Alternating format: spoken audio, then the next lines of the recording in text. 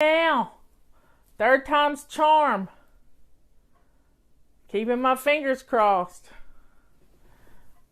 Let me know if you can hear me. Sorry this is taking so long. Let me know if you can hear me. Hello, Mary. Yes, you can hear me? Yay! This is good. Okay. Let's get some people in here. How about that? Thumbs up if you can hear me. Because we're going to talk about perfectionism. We all need a little attitude adjustment when it comes to perfectionism. I had to reboot my phone. I checked to see if there were any updates on the app that I use to get on Facebook, and I didn't find any. So we're good. So let's talk about perfectionism. Now, many years ago when I was trying to get organized, thank you everybody. When I was trying to get organized, I realized right quick that I had an issue.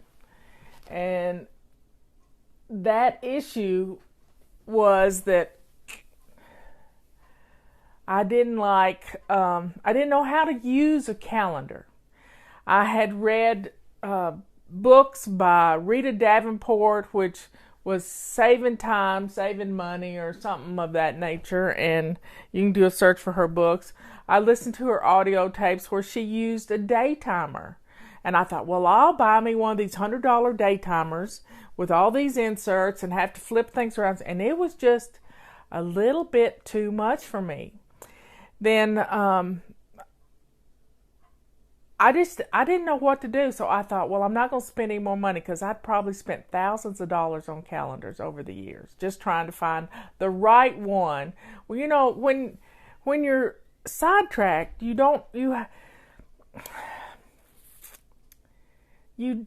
not taught how to use a calendar. It's just not something that is taught these days, or even way back then. Nobody knew. And a few years ago, I was doing the largest speech I'd ever given in my whole life in front of an audience of 10 or 12,000 people in Salt Lake City. And I was the afternoon keynote speaker, and the morning keynote speaker was Dr.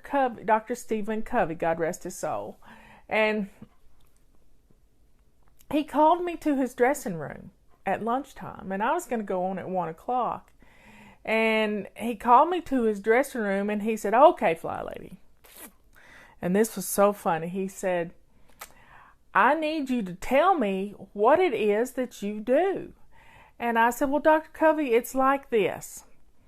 Once they graduate from using my calendar, they can understand yours." And he just laughed. He was so funny. And it was kind of a special moment. It's one of those good memories. But now I've come up with a way to make a calendar. See, I didn't like my own handwriting. It was a problem. I didn't like scribbles on a calendar. And if I got those little calendars that you had to open up and you had to write in these little lines, it drove me nuts because I have a big handwriting. So I would use, I'd have my control journal on my kitchen counter. I had a little sheet of paper with a to-do list for that day, just things that had to get done that day. And then I had a little calendar, which had the same problem. And I soon realized that I needed a big calendar with large squares that would accommodate my handwriting. Imagine that. So, over the years, we have developed a calendar that is large. And this is this year's calendar. Starts in August. And I thought I would give you a lesson in ought to get past your perfectionism when it comes to calendars, because none of us like to see a bunch of scribbles up on the wall of our handwriting. The problem with the big desk calendar is that you have to fill in the dates, and then you forget to fill in the dates, and all of a sudden, things, it just causes problems. It causes problems. So, we came up with a calendar that has huge squares. Let me get it up close so you can see how big the squares are as compared to my finger. You see? And it's got 1, 2, 3, 4, 5, 6, 7, 8 lines. 8 lines in it. Now, the remedy for my messy handwriting, number 1, was to print. And number 2, not to ever put it on the calendar, but to put it on address labels. So I've done some examples for you. In our immediate family, it's just me and Robert. That's it. It's just me and Robert. But I've done not a fictitious family, because it's my family, but I've spent this morning coloring. We all love to color, but I did it with highlighters. So you can see we've got Mom and Dad and Justin and Emily and Ethan and Sarah. And then the red is for things that the whole family has to do. Whole family. Everybody's going to be there. Nobody can say, I'm not doing that. So I colored these. And these are Avery labels that are 8167 Avery labels. 8167. So, it's got 4 labels, and I think it's got about, I don't know how many is on the sheet. 1, 2, 3, 4, 5, 6, 7, 8, 9, 10, 11, 12, 13, 14, 15, 16, 17, 18, 19, 20. It's got 80 labels. 80 labels. Now, the beauty of this, we've color-coded it per family member. And in case you don't remember what the color is, I made a legend that can go at the top of every calendar. Or you just write it in and highlight it. But you get the legend, and you can, clip it to your calendar with a little bulldog clip or some scotch tape. It doesn't matter. But have the legend on so everybody knows whose color is what. And you could pick colors that are favorite colors to the family. Justin's favorite color is orange because he likes the Tennessee Volunteers. Some people like, purple. Anyway, that's what I did. I colored these in. Your kids could color these in with a marker. Now, you can use a highlighter on your calendar, but we do not recommend using a Sharpie on your calendar because it'll bleed through. Now, we've got really good paper in this calendar, but Sharpie will bleed through. You can use gel pens. You can use colored pencils. Some people just use pencils and erase. Others kind of need something bright. That's me. So you can write actually on this itself what it is sitting on the counter when your hand is steady. Sometimes your hand's not steady writing on the wall. And you just pull the label off with the writing on it, and it fits right on the calendar. It's just the right size. This 8167 are just the, need I say, perfect size for the calendar? Yeah, that's what they are. Now, this really works whether it's hanging on the wall. Now, let me talk to you about people complain that they can't take their calendar with them to the doctor's office. Well, I have an answer for that. my answer is pick a day that you're going to do doctor's appointments unless it's an emergency.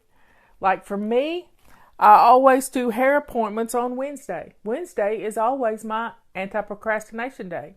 And I have to do a haircut every month. So I've decided that on the last Wednesday of every month, I'm going to make a hair appointment.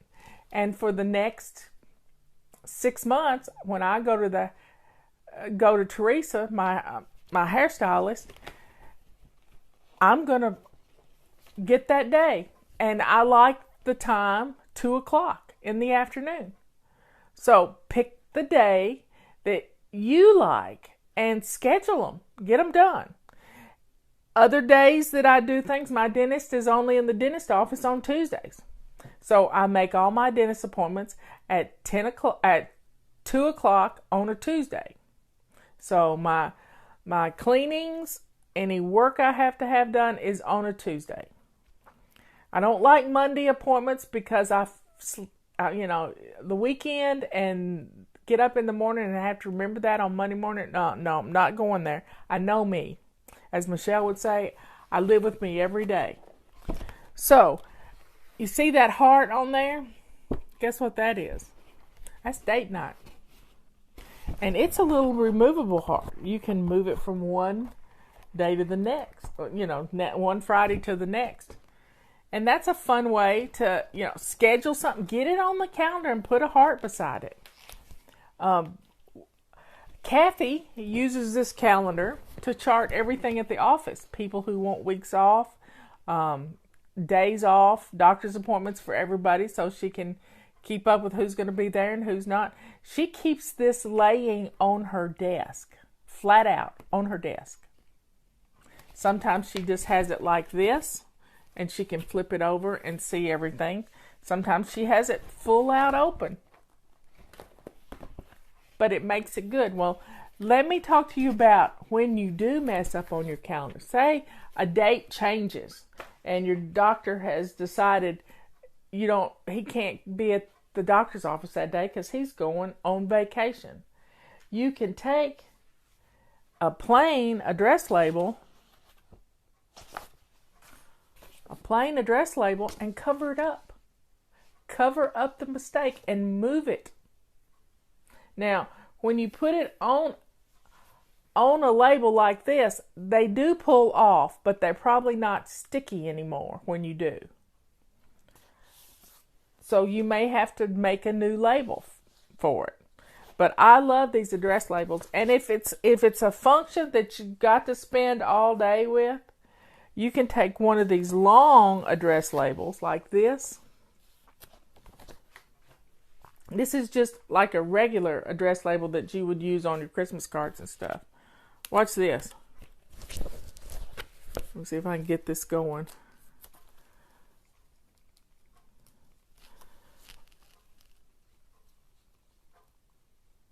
You can color code it for the whole family and just mark out the whole day so nobody can schedule anything there because the whole family is going to be with you. And then you can write in here exactly how this all works. These little address labels make me happy because of my perfectionism. Yes, my perfectionism. Sometimes it's a virtue and not many times is it a virtue. But I've learned to love it. I've learned to love my perfectionism because it's who I am. And when I can come up with tools and techniques to let you love your own perfectionism,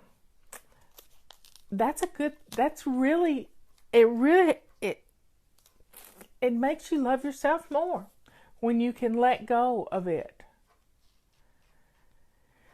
Now, let's talk about the pens and pencils. If you're going to use a pencil on your calendar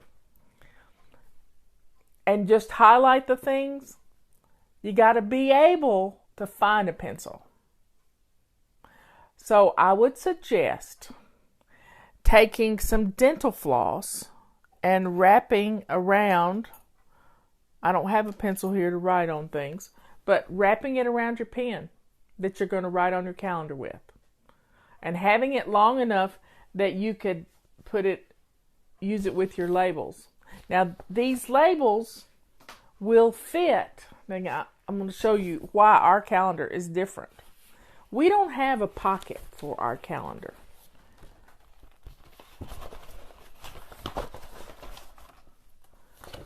We have a sleeve. You see? The labels will slide right into the side pocket. And you can't put too many put too many in there, because and then you just pull them out and write on the counter. Write what you've got to put on the calendar, and you're good to go. How fun is that?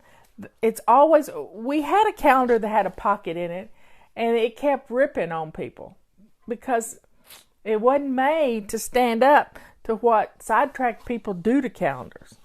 And the back part of our calendar is a dry erase marker.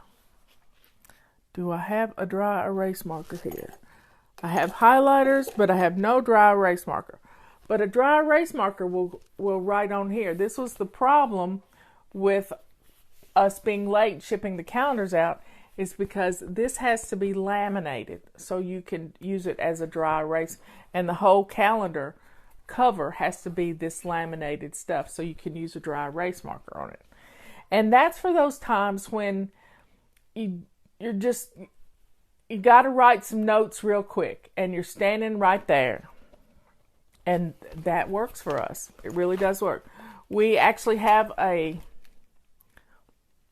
this calendar goes to the end of December of 2019, and we actually have a January 2020 calendar right here in case you haven't purchased it in the 5-month grace period that I've given you. So you can still write things down here, and then we have the whole 2020 calendar on the back.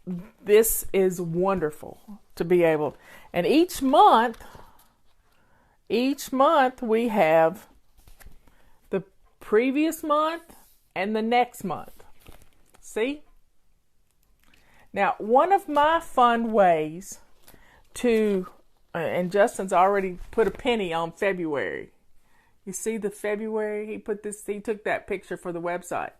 But that gives you sort of a rule on how big the squares are. Now,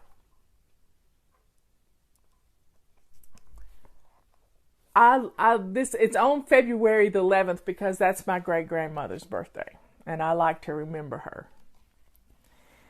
Now, the next thing I want to talk about is menu planning. Yep, menu planning. So, these little Post-it notes, these little tiny ones, they are the exact size you need for your calendar. And we got this tip from somebody who was really smart. And what she did was cut off the sticky part, just the sticky part, and write on the sticky part what she's cooking for dinner. And she would do her menu plan by placing those stickers all across the bottom of her calendar. That would be what's for dinner. And then she would move them to 3 weeks down the road or 4 weeks down the road. Imagine that. By the time you've gotten through a month, you could have put together 4 weeks worth of stickers, and you can mix and match them and have a great way to menu plan and keep your family organized and keep everybody from nagging you, wanting to know, what's for dinner, Mom? What's for dinner? You're going to know. So if somebody comes home from work or class early, they can actually start dinner because you've got everything there. Now, you could take the Post-it note and do it like this. I'm folding it up to the sticky part. Fold it in half. And then you write your entree here, but on the back side where you could flip up, you could see what the sides are. So it's going to be a salad and a vegetable. There you go. Post-it note ready for planning your menus. What else? I've got some tips here. It went out yesterday, but I want to let people know. I put it in a really small font, so I may have to hold it way out here. The color codes are essential on a calendar because when you color code your calendar, you can see from a distance who's got what today. And it's really good for older people who have trouble getting up and down. They can just look at their calendar. Now, part of using a calendar is developing as part of your routine in the morning, at noon, and in the evening to check your calendar. So, as your before bed routine, part of that is to go look at your calendar and see what you got scheduled for the next day. And this way, you're going to get it in your head. Now, you may need to make yourself a big note and a dry erase marker on your bathroom mirror. I had a friend who would put a big X on her bathroom mirror so that it would remind her to look at her calendar the next morning. Because if she had a doctor's appointment and it was an 8 o'clock appointment, she needed to see that before she went to bed, and she needed to know the next morning that she had something to do that morning. So, color code your calendar. That makes it fun. We've been talking about use blank address labels to cover up mistakes and changes in the calendar. Don't procrastinate about putting an appointment on the calendar. Now get this. The other day, I was at the hairdresser's, and she gave me my little appointment card. And usually I just stick it in my purse and forget about it. You know what I did with it? I let the girls hold it. I stuck it in my bra so that when I got home and I took my clothes off, I would be in the bathroom and I would put it on the calendar immediately. See? How cool was that? I came after all these years and missed appointments. I finally figured out a way to not forget it. But while I was at Teresa's salon, I figured I'm going to do the last Wednesday of every month unless she's on vacation. And that I'm going to stick to that at 2 o'clock in the afternoon. I'm going to book it through the year. Let's see. What's next?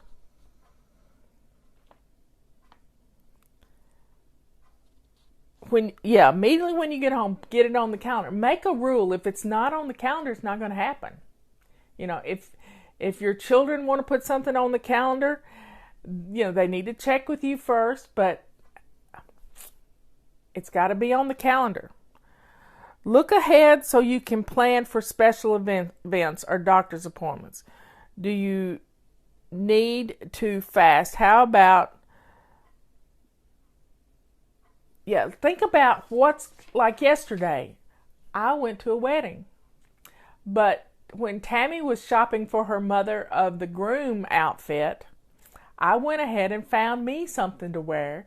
So I had this beautiful top to wear, and I didn't have to search through my closet thinking, oh goodness, I don't have anything to wear this wedding. I had something new, something that I looked pretty in. It was a little lime green, not really lime green, but a real subtle green top, and I loved it. I felt good in it, but I did it when Tammy was getting her mother of the groom dress. So I thought ahead to that, and I got the wedding on the calendar, and I didn't ask Robert to go with me, but he wanted to go with me, and we had a good time. Now, check your calendar as part of your morning, afternoon, and evening. And this, this gets in your head to do this every day. Oh, I forgot to check my calendar. It's the shining sink of your brain. I love that. Put your calendar in a place that is in front of your family. Some people like to put them right by the front door.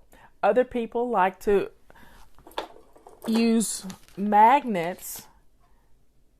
We have some great magnets on our website to hang their calendar on their refrigerator. My refrigerator is not magnetic. It's wood.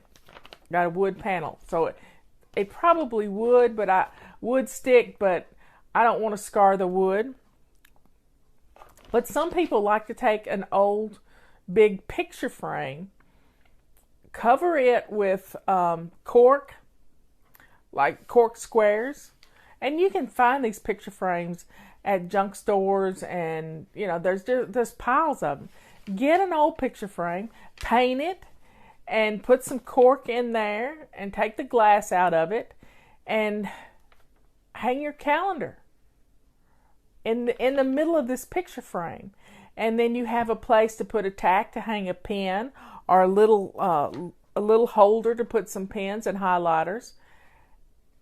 And it's a beautiful reminder as you're walking out the door what's got to be done that day and who's doing what.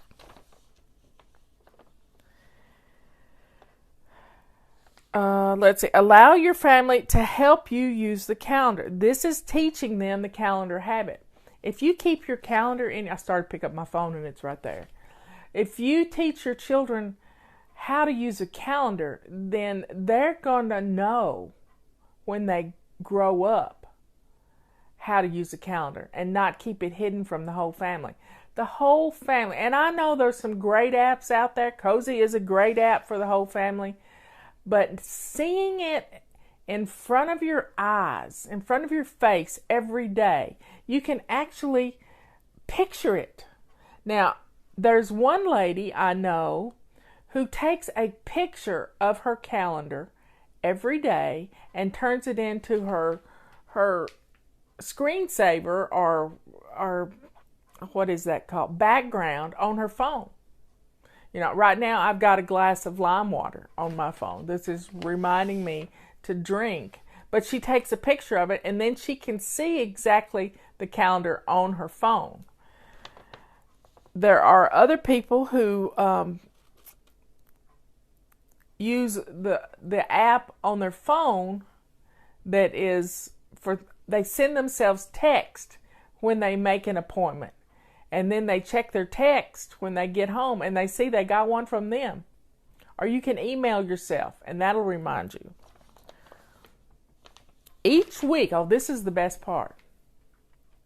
Each week, and preferably at the beginning of the week, like Saturday or Sunday evening, have a family meeting. You're sitting around the table after dinner. I know the kids really want to get away, but put the phones in a basket and let's just talk. Let's think about what is on the calendar for this next week. Get your calendar down. Let's sync all our calendars. They may have to have their phones to do this. But let's think about what the whole family's doing and what your expectations are for them, and get it on the calendar. Everybody get their important things. If there's a play date that's supposed to happen, or somebody's going to a dance or what, let's get it on the calendar so everybody knows what's going on. Okay, when you walk in your door, think, do I have something to put on the calendar? It's like when you cross the threshold of your door, let that be the trigger. Do I have anything that needs to go on the calendar right now? That's why I put it in with the girls, so it would pop up when I changed my clothes and I was right there at my calendar. Make your family calendar fun. Now, here is a wonderful way to keep up with things. You can use your family calendar to chart milestones. Let's say the baby started walking and you chart the milestone on the day it happened. How wonderful is that? I've sent out a testimonial earlier today about a lady who uses the calendar to chart when she buys appliances. And she writes in washer, just like she would for people's birthdays, this grandmother, just like she would for everybody's birthdays. She would write in, like, my washer broke a while ago. I couldn't get it to do anything. It won't drain water. It did it twice last night. So I think Robert's already fixed it. I tried, but I couldn't do it. I found a video on how to fix it, but he must have done something because I heard it go ding. She writes on her calendar when the appliances were repaired or purchased, or when a filter was changed. Sit down with your calendar and sort of think back in the past year, and you can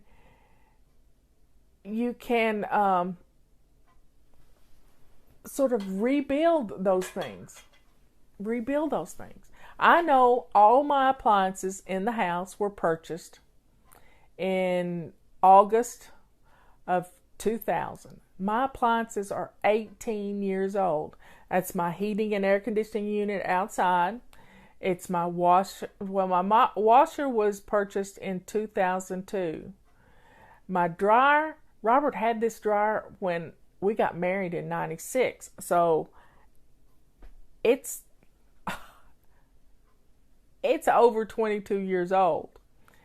Then he has a chart downstairs when he changes the filter on our water, and then he changes the filter on our heating and air conditioning unit when we start running the air conditioner and when we start running the heater. So it's about 6 months apart that he does that. It's a huge filter. So you could get that on your calendar. I also write on my calendar how often I've had my septic tank pumped. So with a family of 2, you would pump your septic tank every 5 years. If you have a family of 4, you might need to, and ladies in the house, you may need to do it every two years. So you can look for those things online on how often to do it. Get those things on your calendar. And then every year when you get the new calendar, you sit down with your old calendar and transfer those things over. Just like you would transfer the birthdays and anniversaries of the people you want to send cards to or buy presents. Now, one thing I want you to think about is on the 27th of each month, open up your calendar, flick through to next month, and look and see who's got a birthday. And get that on your to-do list.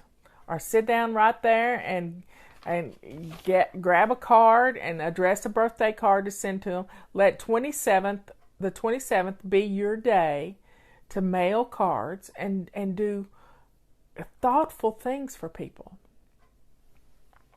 And sit down and, ask your daughter-in-law, is there a party I need to go to? Whatever. That way, there's going to be a birthday. If there's a birthday in the middle of the week, sometimes they have a birthday party on the weekend. Get it on the calendar. And the 27th is your day to look and see if there are any birthdays or anniversaries that you need to acknowledge during the next month.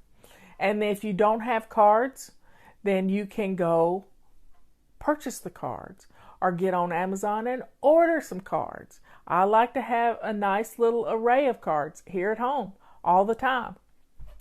This weekend I didn't have a wedding card, but I had some really nice note cards, and I wrote something wonderful on the card for them. Make your calendar fun for the whole family. Let's say you've been drinking your water all month long. What about giving yourself a gold star every day when you drink your water? So for me, I've been trying to drink 8 glasses of water a day. 8 times 8 is 64, and I don't count the water I drink at dinner, and I don't count what other water? The water I drink in my chair. This is 8 glasses of water from my bathroom. And so you could write an 8 on the sticker and put it on your calendar. I just like to take a pencil and make a big 7 or 8 or 6, whatever it is, on that day. I also use my calendar. Happy faces are fun too, to see a whole calendar full of happy faces. But I chart my weight every day on my calendar. Yep.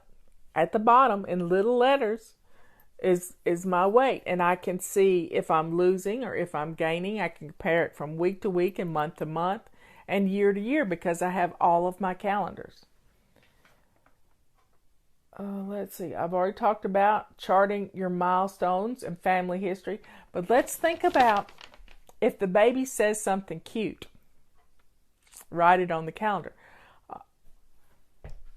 Kathy's little grandson was watching a video the other day of his grandfather who passed away about a year ago, and his grandfather, it was of him and the little grandson, and he just called him a little, you know what, a little ugly word, but it was a cute thing.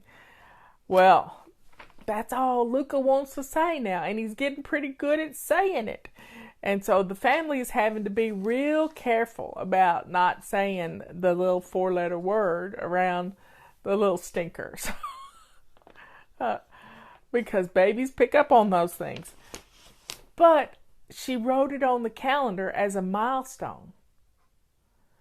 So keeping that calendar, keeping up with dates that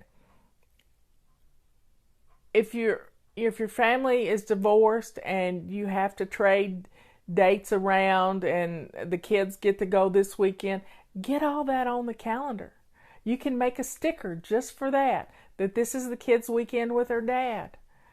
And calendar is an amazing thing. Now let me go back to that situation in Salt Lake City where I met Stephen Covey.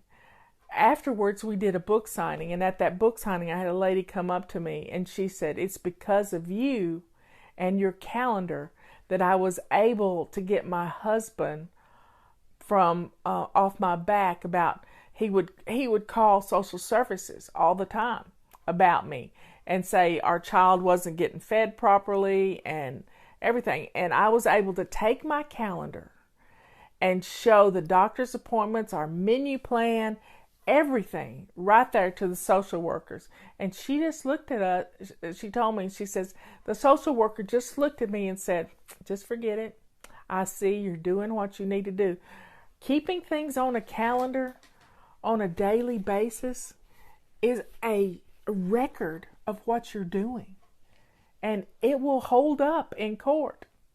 I know because my husband is a judge. Or was a judge. He's been retired for 10 years. But think about keeping your... I'm thinking I need a very big calendar or maybe a couple of calendars. Well, this calendar has worked for families as large as 10 people. This is a great calendar. This is huge. It's I don't have the dimensions right in front of me. If somebody has the dimensions, they can do it. But I think it's 17 inches top to bottom. And the squares are huge. Now, we've got this 20% discount going right now. And if you want to keep your health stuff separate from the family stuff, then I suggest maybe you get a second calendar that you just keep up with charting your weight and your weight loss and your exercise and your water drinking. And you put that in your bathroom because you may want to keep that private, and that's okay. Keeping up with blood sugar and stuff that you need to take to your doctor, this would be a great way to do that. And you just put the calendar in your bathroom, and it's your calendar. And then nobody needs to see it. It's your private little calendar, but it's big enough to hold everything you need. I keep a pocket calendar. Anyway, let's see what the last little thing was. Yeah, the last one was the milestones. Keep up with what you're doing too. I know I made some body clutter when I was keeping up with my exercise and stuff. Back when we wrote body clutter, I made a little checklist, and that little checklist was just amazing to me because I knew to just mark things off on it. Well, you can keep up with those things on your calendar. You can make you some little labels for every day that ask water, exercise, if you had your vegetables, because we forget to eat vegetables, we really do. And those little things like that. So think about doing that to keep up with. This may be a body clutter thing after all. So use your calendar. Hang it in a prominent place. Let your family be a part of putting things on the calendar. You can get your children involved and get them to color these things. It took me about 10 minutes. I was being a perfectionist and loving it. Trying to stay within the lines. One other thing you can do, where is it? If it's something that's super important, you can use these sticky flags. And you can flag that day with a color. I usually use the red ones. I use up all the red ones faster than anything because that's for my speaking engagements and to plan to go somewhere. So when I see that on my calendar, I know that is an important date. Flossing teeth is a good to add to your body clutter journal. That's a real good idea. I keep dental floss and these little toothbrushes called Wisp right by my chair. So when I just get the urge or get a bad taste in my mouth, I just whip out one of those toothbrushes and it's all fun. Well, folks, this has been a good little talk for me to help you get your calendar organized in a fun way. Let's see, Brush 707 works to midnight, and then tomorrow's code for the next week is chores, which I hate that word, chores 160. So, chores 160 works today too. Chores plural. So check it out, and that's good to the end of next Sunday. That code is good.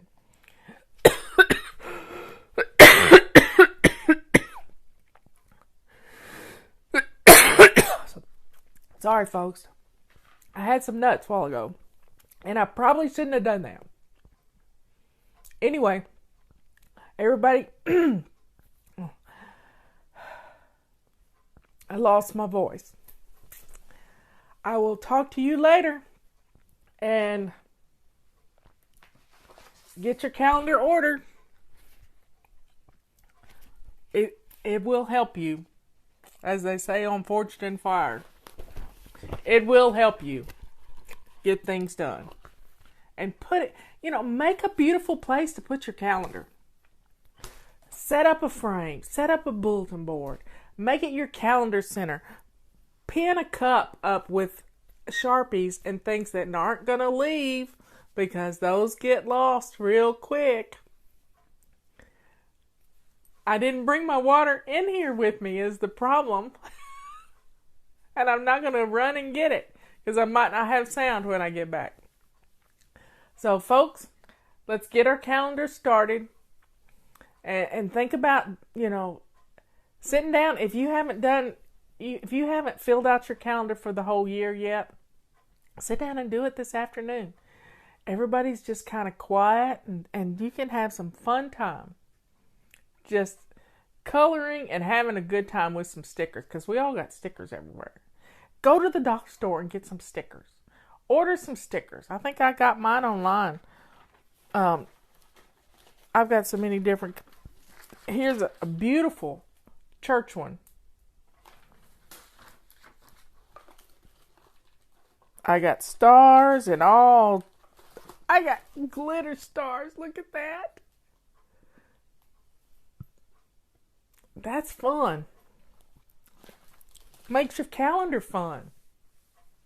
Have a good day. I may be back later talking about body clutter. You never know. I love you all. See you later.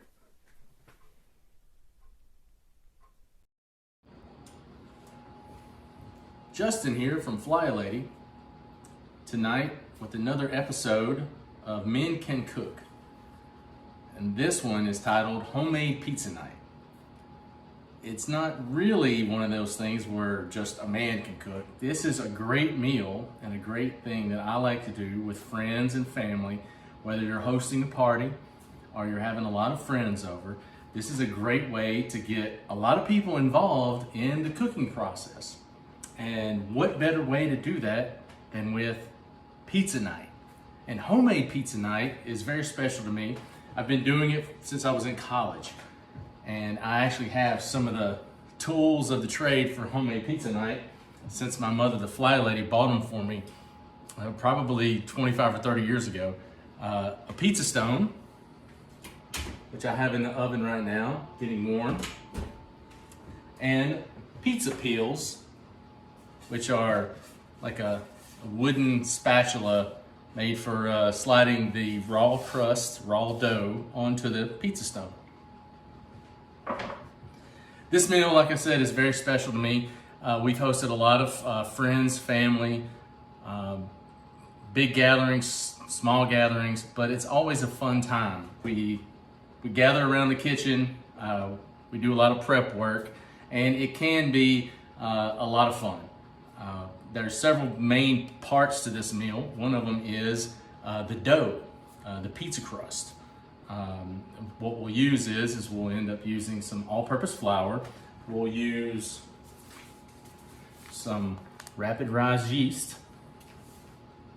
and we'll mix that together with water and a little olive oil, and we'll make our big balls of dough. They will grow over here once we get those in there, and we'll use our KitchenAid mixer to stir it all around to get it nice and kneaded.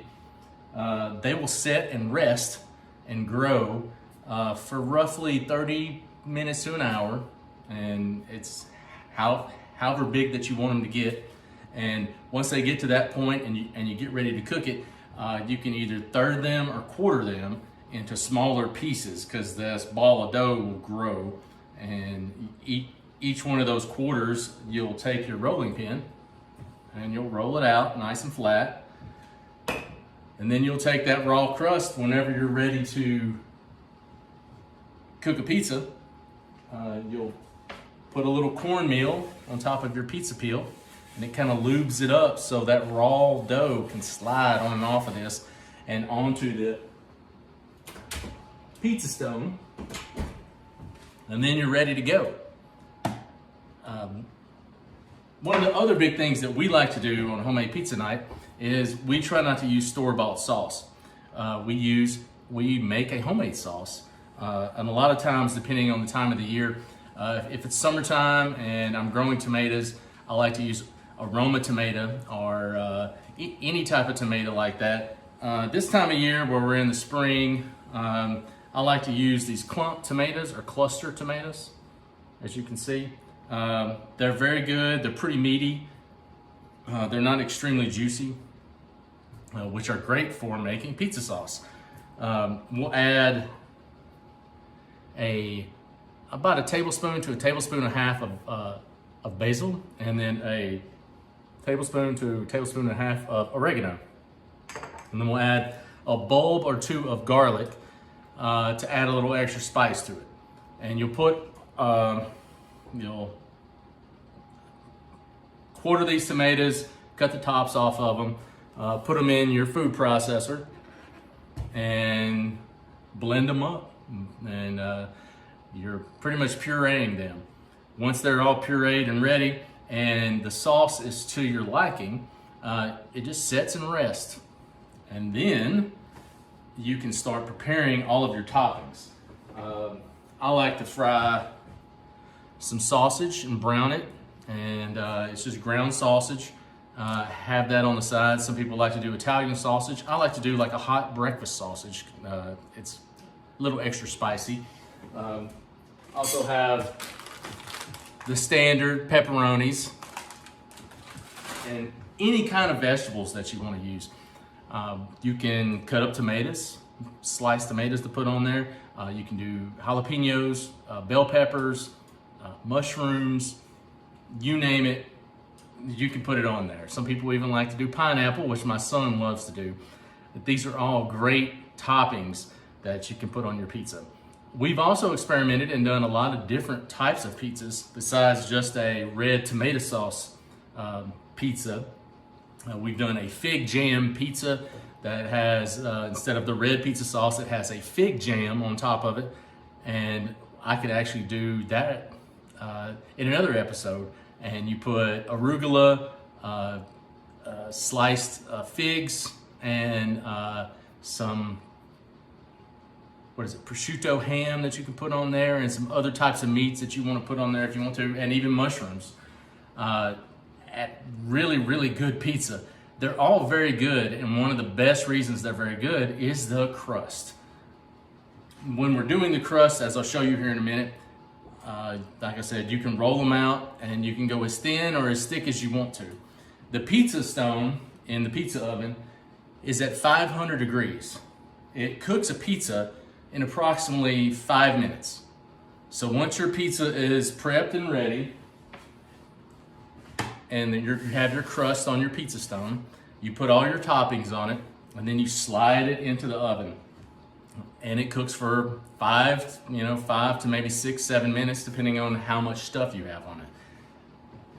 I like a thin and crispy crust, so a lot of times I will pre-cook my raw pizza dough crust for 1 minute, and it solidifies it. It's almost like a little flash cook, and then I'll pull it off and I'll set it to the side. It'll cool down, and we can, then I can add all my toppings later. And then once I put it back in there, it goes to its normal cycle of doing about a 5 to 7 minute cook time, and the pizza crust gets really crispy. If you want more of a soft, crust, just, pile all your toppings on there while the dough is raw. Just be very mindful that you want to add a little extra cornmeal to the peel so that raw crust can slide off onto the pizza stone. I hope you love family pizza night. It is a great time to be with friends and family. Enjoy some fun stories. You might have a few mess ups, but it's always great to be in the kitchen and cooking, especially a fun meal like pizza, because it can be anything that you want it to be. It can be no sauce. It can be sauced up. It can be a lot of cheese. It can be little cheese. It can be a lot of meat. It can be no meat. It can be all veggies. It can just be however you like it. And that's kind of how we do it here, is everybody gets their own pizza. So they get to make their own size pizza. And most of the pizzas are around 12 inches. So there's usually a lot of leftovers. But what is better the next day than having leftover homemade pizza? So enjoy this video, and I'll give you all the recipes attached to this, and you're gonna love it. Homemade pizza night. Prepare everything with bowls, pizza peel, and a mixer, pizza stone, and an oven at 500 degrees. Prepare to make your homemade sauce with clump tomatoes or any tomatoes that you have. Dice them up, cut them in half. 2 cloves of garlic. Mince the garlic with a garlic mincer. Add your oregano and add your basil. Also add the minced garlic and puree them in your food processor. Start to fry your sausage if you want to do sausage. Brown the sausage in the skillet. Prepare your vegetables, slice them up. Here we're using banana peppers, jalapenos, tomatoes, and bell peppers. Once they're all prepared, put them in either dishes or paper plates. Prepare your cheese. I'm using mozzarella and Parmesan and powdered Parmesan. Here is the recipe for the crust. Prepare the water temperature at 110 degrees, no more than 115. Add the yeast. Stir it around till it dissolves. Once this is dissolved, put 2.5 cups of all-purpose flour in your mixing bowl. Once the flour is in the mixing bowl, then you will add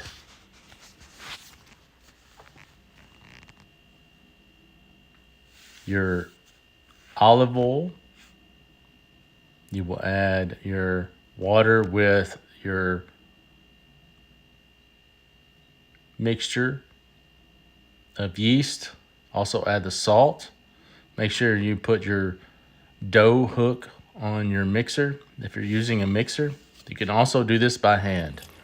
Once you add everything together, also add the olive oil to it as well, per the recipe.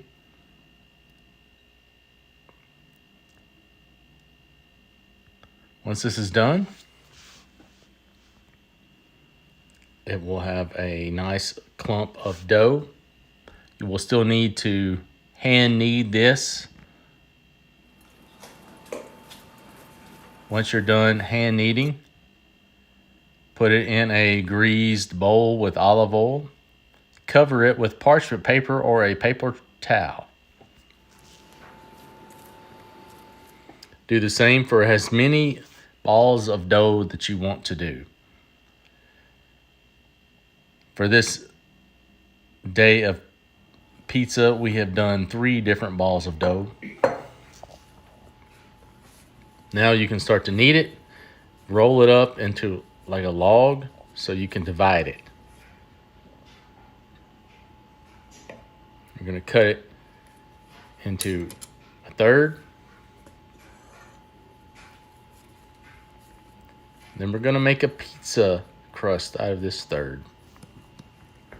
A rather thick one, but some people like a thicker crust, some people like a thinner crust. The more pizza dough you use, the thicker crust it will be. You can hand pat it out, stretch it out to as big as you want to. And if you want to use one like this that has not been rolled, put a little cornmeal on your peel. Put the dough on your peel so it can still slide off. And you are ready to cook this crust. You can also take it and roll it with a rolling pin. And you can roll it as flat as you want to. And it's easy to pick up. It's pretty strong. And you can put it back on the peel. And then you can slide it off onto your pizza stone. Just like that. And in no time, it grows, cooks, and you can save it for whoever wants to cook a pizza. This one is raw dough that we have put a pizza on, and then we have cooked. This is pizza night. If you have any questions, email FlyLady@FlyLady.net.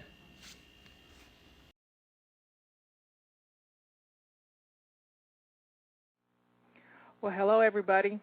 I'm going to set the stage for you. Here's the scenario. Your mother-in-law has just called, and she is coming in an hour. What do you do now? And I have an answer for you. It's called Crisis Cleaning 101, and I'm going to talk you through it. We're going to set some timers. We're going to take care of ourselves in the process. We're not going to panic. Now, let me reiterate that. We're not going to panic. Because when you start looking at the big picture instead of one thing at a time, you spin around like a chicken with its head cut off, and you can't function. So here's what we're going to start with. I want you to get a bottle of water. I want you to grab a cheese stick or something to eat out of the refrigerator, some protein. Let's get some food in us real fast because we only have an hour, and we're going to get started. Now, you don't want to look like a hag when your mother-in-law gets there, so look at how you're dressed right this minute. Do you have on lace-up shoes? We got to start with lace-up shoes. Do your jeans look pretty good? And let's throw on a different T-shirt. But you can throw on the different T-shirt right before she walks in the door because you're going to be working pretty hard right now. So I'm setting a timer for 3 minutes. And we're going to head to our kitchen. Now, in the kitchen, when the counter surfaces are piled up, your kitchen looks messy. So the first thing we're going to do is we're going to turn on some hot soapy water in the kitchen sink. Now, if you've got dishes in the sink, put them in the other sink and fill up one side of the sink with hot soapy water. You go in there. Okay. Now, while you're doing that, I'm going to talk to you a little bit. Now, we're still not going to panic. We're going to take this slow and easy. We're going to focus on the dishes and the counters right now. So as the water's running in your sink, I want you to open up the dishwasher, and is it got clean dishes or dirty dishes in it? Now, if it's got clean dishes in it, we need to put those away. It's going to take less than 2 minutes to do that. So let's start putting away those clean dishes out of the dishwasher so you have a place to put your dirty dishes as you clean off your countertops. Now, we're not going to panic. We're going to think about what we're going to do next while we're doing this, but we're going to stay focused on what we're doing right now. Don't let the water run over in the sink because you're hyper-focusing on emptying the dishwasher. So turn the hot water off in the sink, and let's start putting those crusty pans from on top of the stove into the water because we're going to spend 15 minutes in the kitchen, 3 minutes at a time. Right now we're focusing on the kitchen sink and emptying the dishwasher. That's all we're really doing. We're going to get some stuff soaking so you can get them in the dishwasher and hide them because this is what this is all about. It's hiding the way we live, and we can't beat ourselves up about this. We've just got to take care of ourselves and get the house looking presentable. And in 15 minutes, the clue here is to spend 15 minutes in your kitchen, 15 minutes in your living room, and 15 minutes in the main bathroom of your house. That's where, in case you might have to go there, you've got to make sure that everything's clean or everything looks presentable. It may not be white glove clean, but anybody that's going to come in with a white glove in your house doesn't need to be there. And you can just meet them at the door and say, just turn around and go home. If you're going to come in here with a white glove, I don't want you here. And guess what? You get to do that. You really get to do that. So you're focusing on the dishes in the kitchen sink and in the dishwasher right now because we've got to have a place to put them, and we're going to be fine. You've been sick. The family, it's flu season, for God's sakes, and things are tough, and we've got to stay focused on what we're doing. And it also helps to have some good music. So here's our timer. It's going off. That timer tells us we need to swap jobs for a second.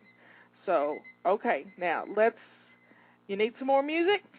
Put some more music on. We were going to run some music with this, but everybody likes different music. We may edit some music in a little bit, but we'll see how that works. For this next 3 minutes, we're going to focus on the stove. The stove, you cannot hide anything in your stove. No pots and pans with dirty dishes in them. No plasticware. Nothing gets hidden in the stove. Because you know what happens? Stoves get turned on because we forget that we've hidden stuff in there. So that is not going to happen here. We're going to take the pots and pans that are on the stove and we're going to put them in the hot soapy water. Got it? Okay, we're going to start moving everything around to the kitchen sink. Moving things around the counters to the kitchen sink. I want you to grab your Windex bottle and a a, a hot soapy rag, and we're going to start wiping down the counters. This isn't going to take that long. We got 2 minutes left on this 3 minutes, and we're going to start moving things around. And as you do this, you're moving things from the outside toward the center where the sink is. Got it? Let's stay focused on what we're doing. Now, is there any food that's left out? That's got to go back in the refrigerator or in the pantry. And let's make quick work of that. We've got a minute and a half to go. We're moving pots and pans to the sink, and we're going to wipe down the counters. And we're doing this in a fast-paced motion. And I'm telling you, we can do this. It's not going to be hard. She's not going to be very critical, because, by golly, you're going to get this done, and I'm right here with you. So get your music playing, and we're going to dance around this kitchen and work our way toward the center, toward the kitchen sink, because that's the foundation for our whole system, is keeping your kitchen sink clean and shining. We can do this. You can do it. I can do it. I can help you. And once you crisis clean, you're probably never going to have to crisis clean again, unless you've been sick and things have gotten to you after you've been the whole family's had the flu. It's tough. Or if you've been gone for a few days and things kind of fell apart while you were home. There's lots of excuses, but what we're doing now is we're going to take care of business, and we're going to take care of getting this clutter and chaos out of the way, because when the surfaces are clear, the room is going to feel clean. You got it? We can do it. Don't beat yourself up. This is going to be fine. She probably just wants to come over and see the grandchildren, and you can't blame her for that. So here we go. We've done 3 minutes, and now we're going to focus on something else. Here goes the timer. Doesn't that feel good? You've done 3 more minutes. I think there's a big go me for you on here. Okay. Next mission, while we're in the kitchen, we're going to look at the dining table. What's on the dining table? Let's pull the dirty dishes off the dining table, work them toward the sink. We got 3 minutes. We're going to clean everything off the dining table and put it in the kitchen sink and start loading the dishwasher with the dirty dishes. 15 minutes in the kitchen is a world of time, and you can accomplish this. 15 minutes. We've already done 2 3-minute sessions. We're on our third. So this is amazing what you're getting done, and it's starting to come together. Can you tell? All of a sudden, your kitchen is feeling clean, even though it's a disaster, and that's okay. It's getting better. It's progress, not perfection. We can get this done. Now, as you get the things off the kitchen table, look at what's on. Have you got a pretty bowl that you can just plop in the middle of the table? Maybe it's a pretty casserole dish, or it's a fruit bowl that you can set in the middle of the table, or candlesticks. Just put some centerpiece in the table, because when the table has a centerpiece, you're less likely to junk it up and to leave dishes on it. So we're going to get those. We're going to go back to the kitchen sink. We've moved everything off the kitchen table, and we're going to start washing through those dishes and putting them in the dishwasher. You know, if the crusty ones by now, we've had 6 minutes for them to soak, they ought to come pretty clean, pretty quick, and we're in fast-paced mode here. We got our music going. We're enjoying the process. We're not beating ourselves up. We're doing what we can to get this done before she gets here, because if the kitchen is clean, the whole house is going to feel a lot cleaner. You got it? Now, what's the trash look like? Is the trash overflowing? We can bag that up and get that ready to go out to the garage. Let's breathe. I'm getting out of breath here myself, just talking you through this. We can do it. Boy, can we do this. It's going to be okay. That's not the timer. That's my phone going off. You can't answer the phone while this is going on. You got that? We cannot answer the phone. We can't look at our emails. We have to stay focused. You got it? We're staying focused on the kitchen for right now. We're not leaving the kitchen for anything. You got your lace-up shoes on, and we'll deal with the floor in a minute. Don't look down at your shoes. We'll deal with the floor in a minute. Don't beat yourself up. We can do this. 1 3-minute session at a time. We got 8 more seconds, and we can go on to another job. Okay, here we go. Here's the timer going off. Oh, y'all are so good. What we're going to do now is we're going to gather up the trash. All the trash is going to go in the trash bag, and all the trash is going to get thrown away and bundled up. So let's make quick work of it. And see, what happens in the kitchen is when you're working on something, doing something, you don't throw the trash away while you're dealing with it. You say, I'll do that later. Well, do that later causes it to pile up on the kitchen counters. So as we get something out, we use it, and then we put it back where it belongs. We pick up after ourselves. It's quite simple. But we're always in this big, mad rush, and I don't want you to ever have to crisis clean again, because crisis cleaning is hard on us. Crisis cleaning is tough because we're rushing around and we don't get to rest like I want you to. I want you to work for 15 minutes and then rest for 15 minutes. But when you're crisis cleaning, you're doing 3 15-minute sessions all in a row, and it's tough. So we're gonna put on some fast music, and we're gonna enjoy the process, because music makes it go by. I'm telling you, when you got the right music, the music that you like, sometimes it's even a different type of music than you're used to. Something's got a fast beat and gets your feet a-moving and your hands a-moving, because we know to do better, but we don't know to do it. We got to get up and do it. And doing it is what gets it out of our minds, so we don't have to be put in this situation ever again when you get that phone call that the mother-in-law is coming. Now, you mother-in-laws out there that are listening to this, please don't drop in on your daughter-in-laws with only 1 hour notice. That's not fair. Unless you know that they've always got their house 15 minutes worth of messy. And that's our goal here, is just to stay within 15 minutes of getting it clean, because anybody can do that. Right now you're under a little stress, but we're going to be calm about it, and we're going to be okay. We're not going to beat ourselves up, and we're going to be just fine. So let's stand back a second and look at how the kitchen's coming together. You've already spent almost 11 minutes in your kitchen. Isn't this amazing at what you can get done in 11 minutes? We've got 4 more minutes as soon as 5 more minutes after 3 more minutes after the timer goes off in 30 seconds. We've got the kitchen table cleared off. We've got the stove cleared off. The countertops are working toward the kitchen sink, and we've got the trash bundled up. So here's what we're going to do next. Are you ready for it? The timer's going to go off in about 15 seconds.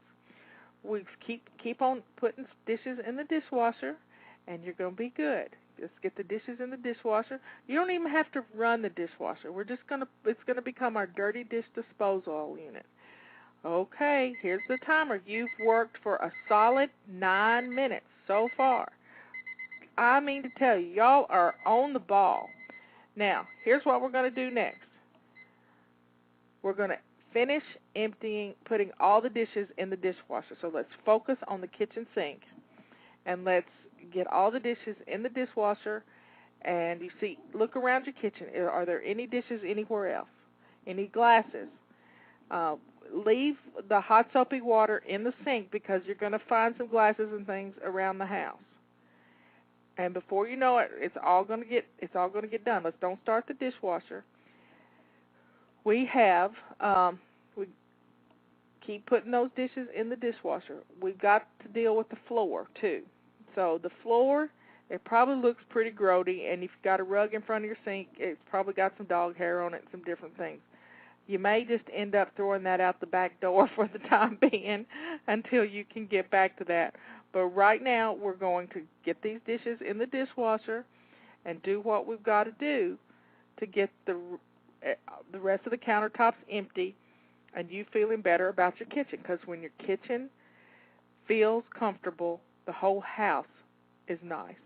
And you'll be able to sit down at your dining table with your mother-in-law and have a cup of tea. Won't that be nice? So do you have a teapot? Is it clean? Run it through some soapy water real quick and put some water in it and put it on to simmer, so that by the time she gets there, the tea water will be ready, and you can have a pot of tea with her. Won't that be nice? Michelle's over there kind of laughing at me, just coaching y'all right away. This is truly flying by the seat of our pants, and we're going to get this done. This is crisis cleaning on the fly. I'm telling you, we can do this, and we can do it and not be stressed out. I know it's hard, and we can't play the martyr either. We're going to have fun with it, and we're going to enjoy the process. Now, you can do it, and you can do it effectively if you won't whine. No whining allowed. Let's just get it done, and grab a drink of water real quick, and let's see what else we've got to do. We've got one more 3-minute session, and guess what? Did you know that you can mop your floor in 3 minutes when you have to?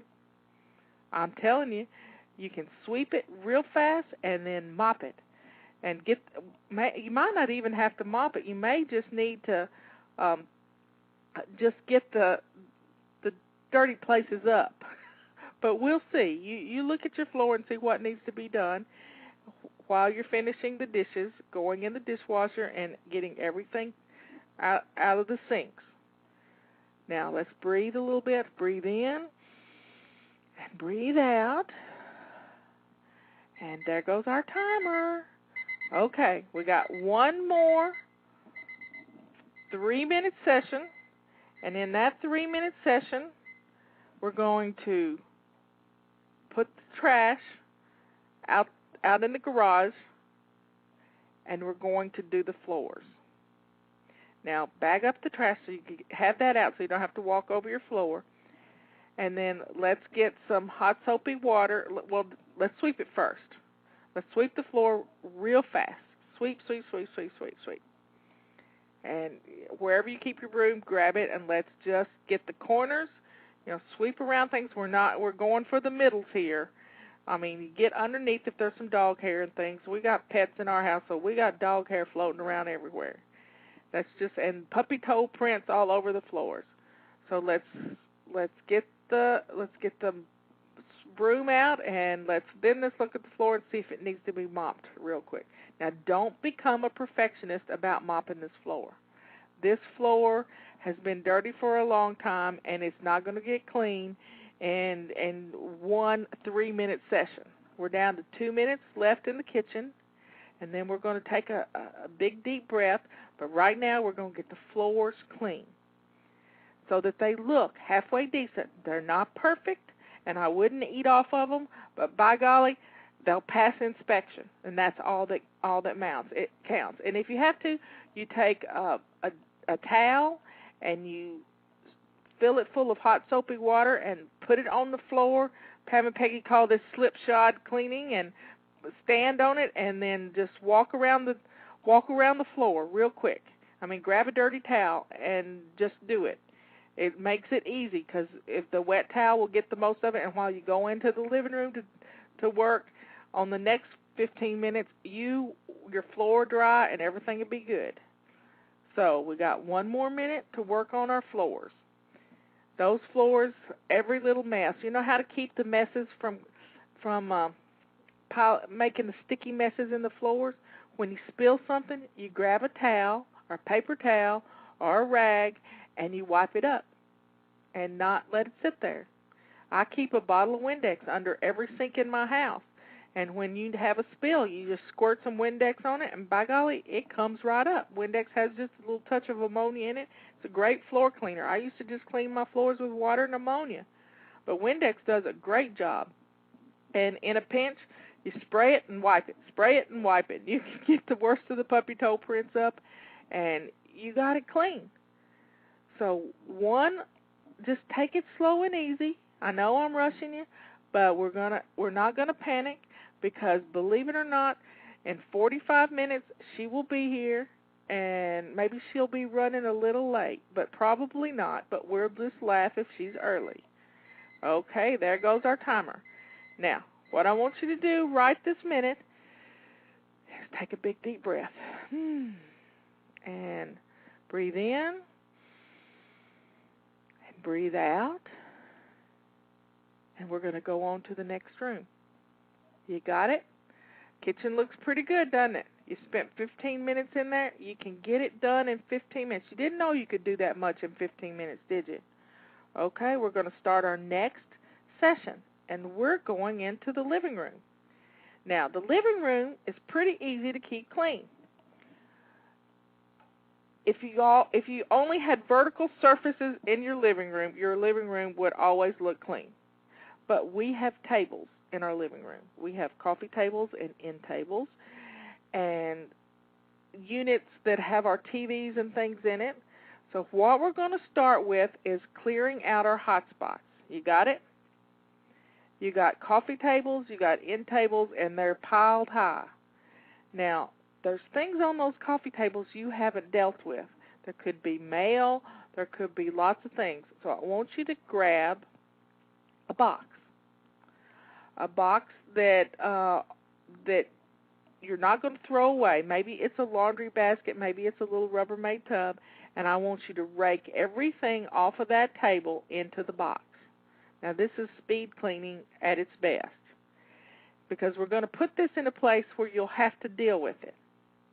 Now, I hope your mother-in-law is not going to spend the night and have to use your shower or your bathtub because that's where we're going to put this box.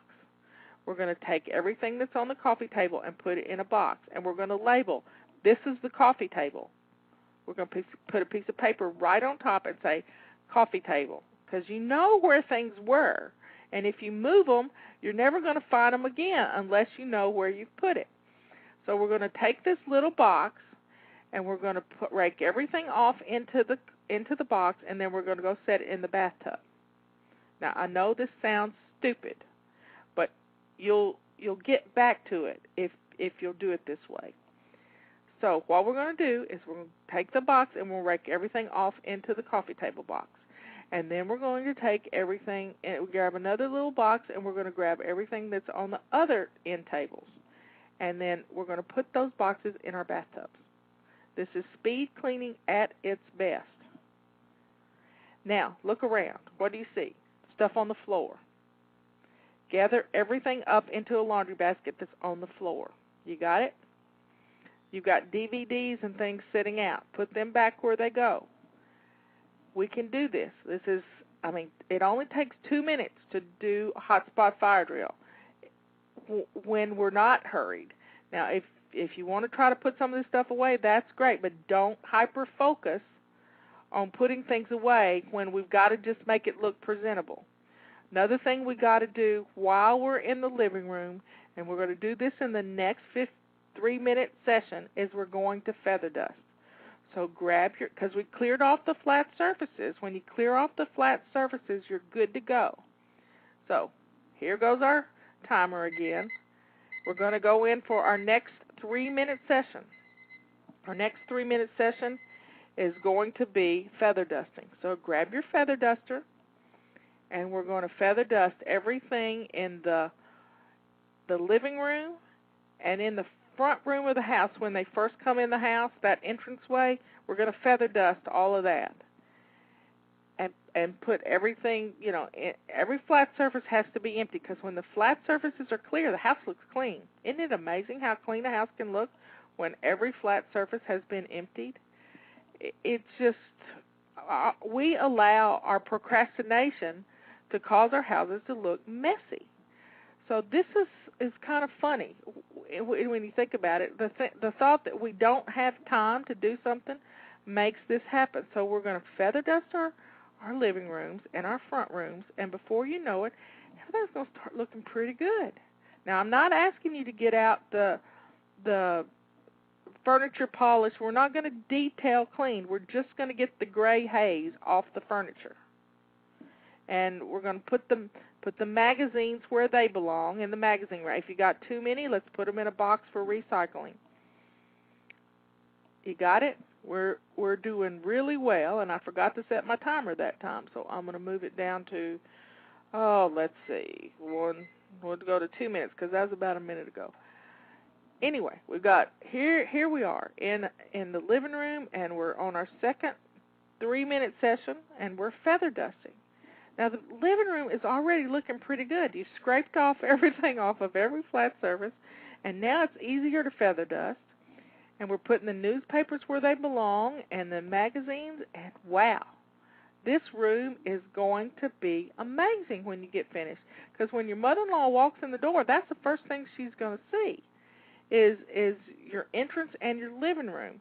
And the kitchen is going to be over to the side unless she comes in through the back door and she comes straight into the kitchen. But you done got that one covered. The kitchen is clean and you're coming into the living room. So take a breath. I need to breathe. And we're doing great. You're doing great. I'm rattling on, trying to keep you motivated into doing this, and we are going to get this done, and things are going to be fine. Believe it or not, it doesn't take long to get your house clean when you stay focused, and we can't multitask. We have to stay focused on one job at a time, and that one job at a time, right now, what you're doing is dusting. You're dusting the flat surfaces. You're dusting with a feather duster. You don't have to pick things up. You can dust around it. Hold it like a pencil and just flick it around, and before you know it, it's going to be clean. Now, in our next 3-minute session, we're going to grab our Windex bottle, and we're going to get some paper towels or a rag, and we're going to clean our windows. So let's put our feather duster away, and let's grab the Windex, and we'll be ready to go, and the timer's going to go off in just a couple of seconds. And wow, this is 2 sessions already. I'm telling you, we're on our 3rd session, and we are headed into 3rd session. Now, look at the floors. What's on the floors? Do you have magazines piled on the floor? Have you raked some things off on the floor that shouldn't be there? Or what about the comforters that you have and the pillows in your kitchen, in your living room? So let's look at how the room is going to look. What is out of place right this minute? Let's grab up the comforters and fold them and put them where they belong. Let's put the pillows on the couches how they go. We all like them a certain way. And let's arrange the cushions. Now, what's sticking out from under the couch? If it's sticking out, let's push it back under there just a little bit so nobody can see it. This is the ultimate stash and dash, I'm telling you. And we can do this, and it's not going to kill us. Now, what else looks out of place? Have you got any glasses and things in the living room that need to go? Any plates and dishes that need to go into the kitchen? Let's get them in the kitchen. But you probably already raked those off into those boxes.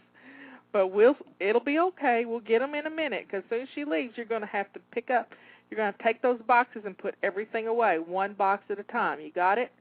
As soon as she leaves, you're going to finish this crisis cleaning, and you're going to be so excited with the way the house looks and feels because you've spent this 45 minutes doing this. You got it? We can do this. It's a go-me moment here. I am so proud of you. It's amazing what you can get done when you just stay focused and you're not distracted by your cell phone, by your house phone, by the TV, by, the computer. You're staying focused. You got it?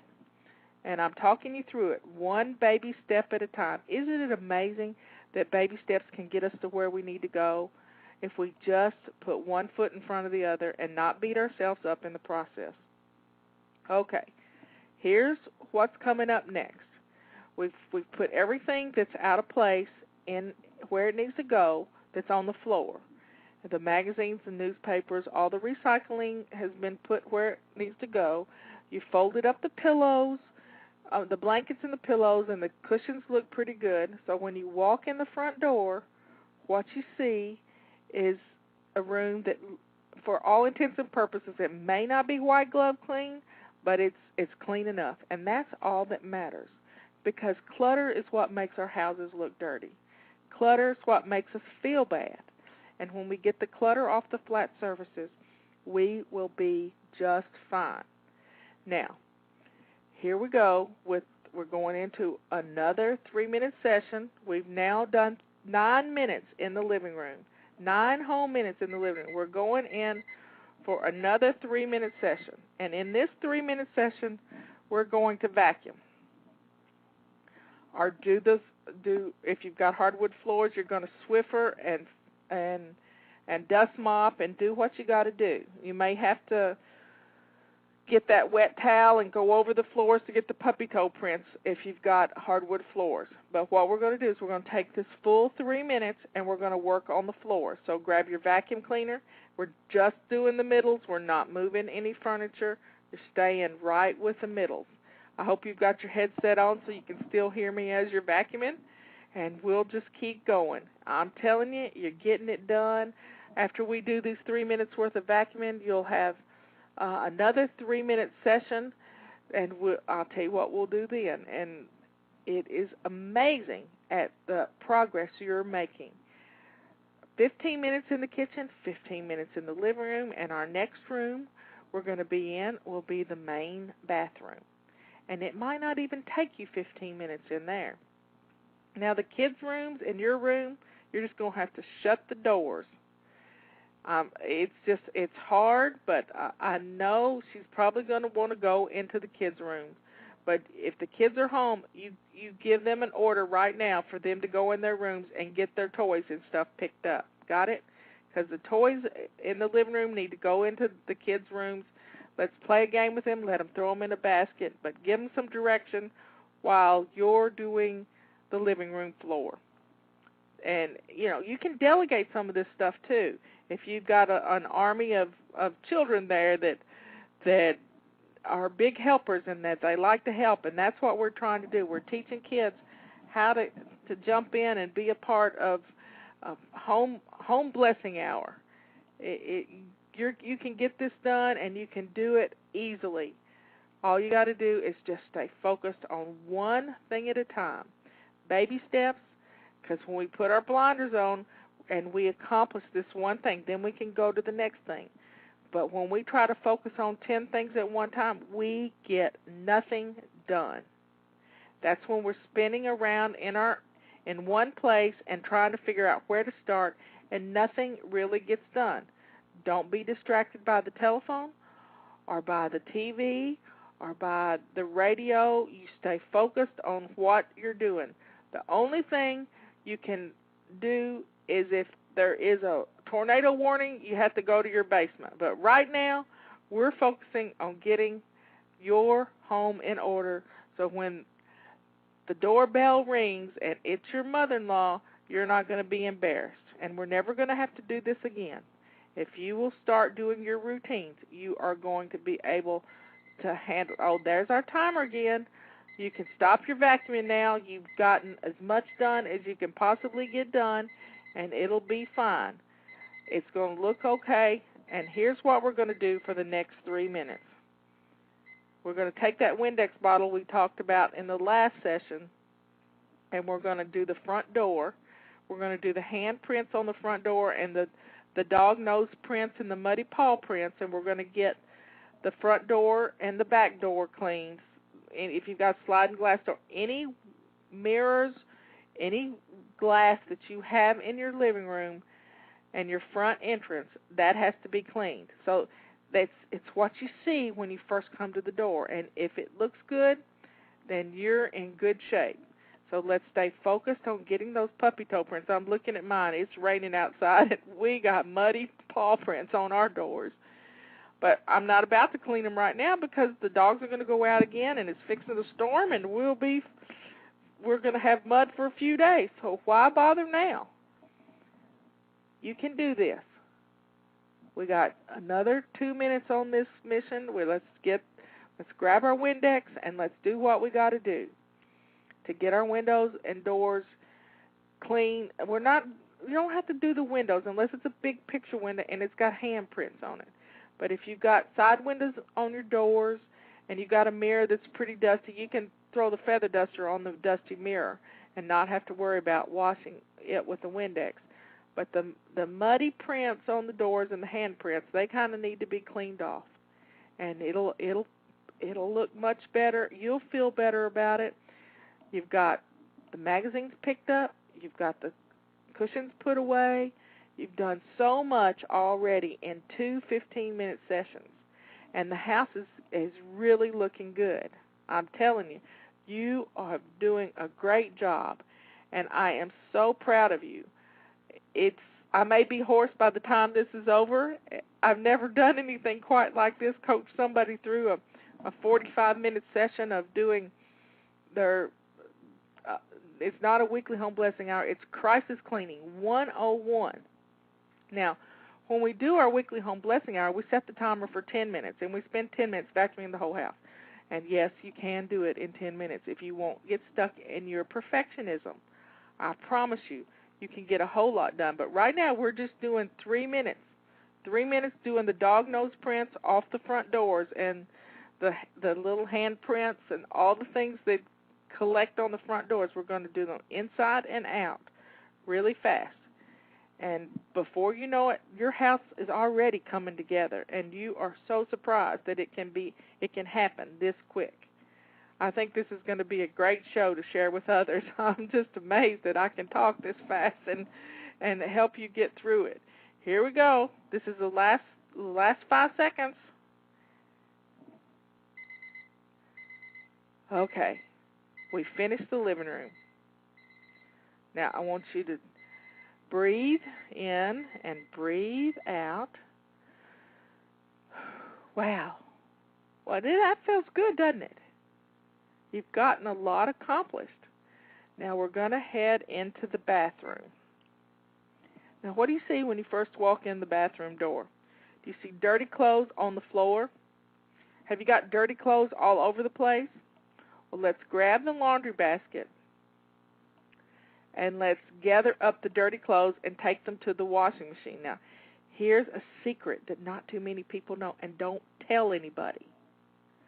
But when we need to stash and dash, we have been known to stuff the washer so full of clothes you can barely close the lid on the washing machine. But don't turn it on and don't start it. We're just going to stuff the dirty clothes in the washing machine. We'll get them out. We can do the same thing in the dryer. It becomes the dirty clothes disposal unit.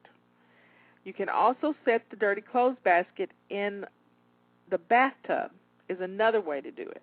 And just throw the clothes in there. Gather up all the dirty clothes and dirty towels and throw them into the basket.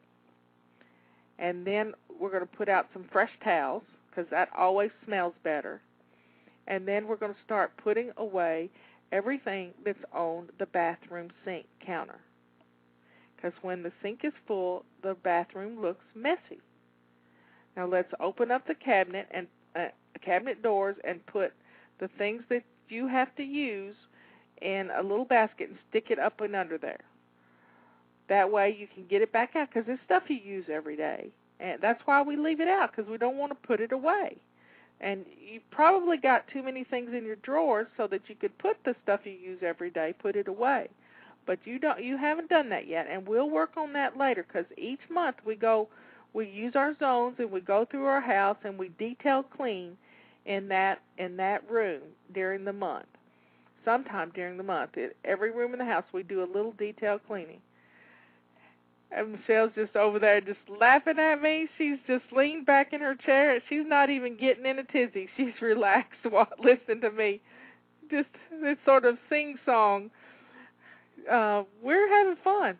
I'm telling you, we can get this done and do it. So we've gathered up all the dirty clothes, and we're taking the stuff that's on the bathroom counter, and we're putting it away. Now, if you put it away the right way, you can find it later.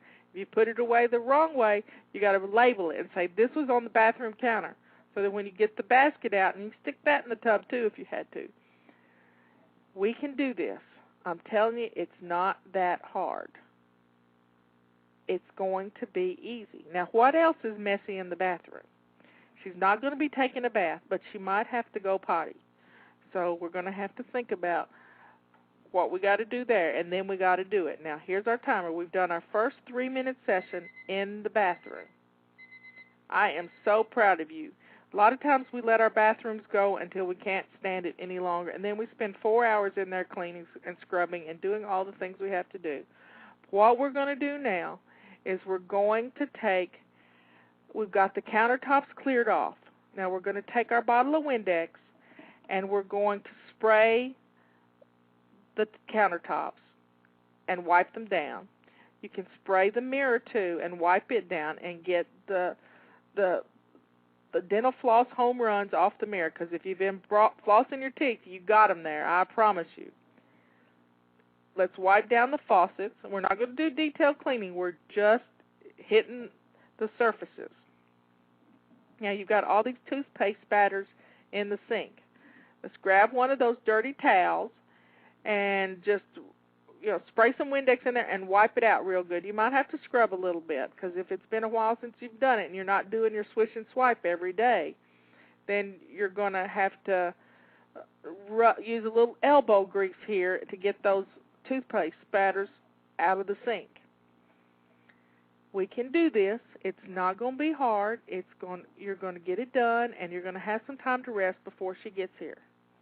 Do you understand me? It's going to be okay. We have 18 minutes before she gets here. We're good to go. Do not panic. Do you hear me? We're going to breathe. Breathe in and breathe out. Swish and swipe is part of our daily routines. When we do it every single day, our bathroom is always company ready. Do you understand that?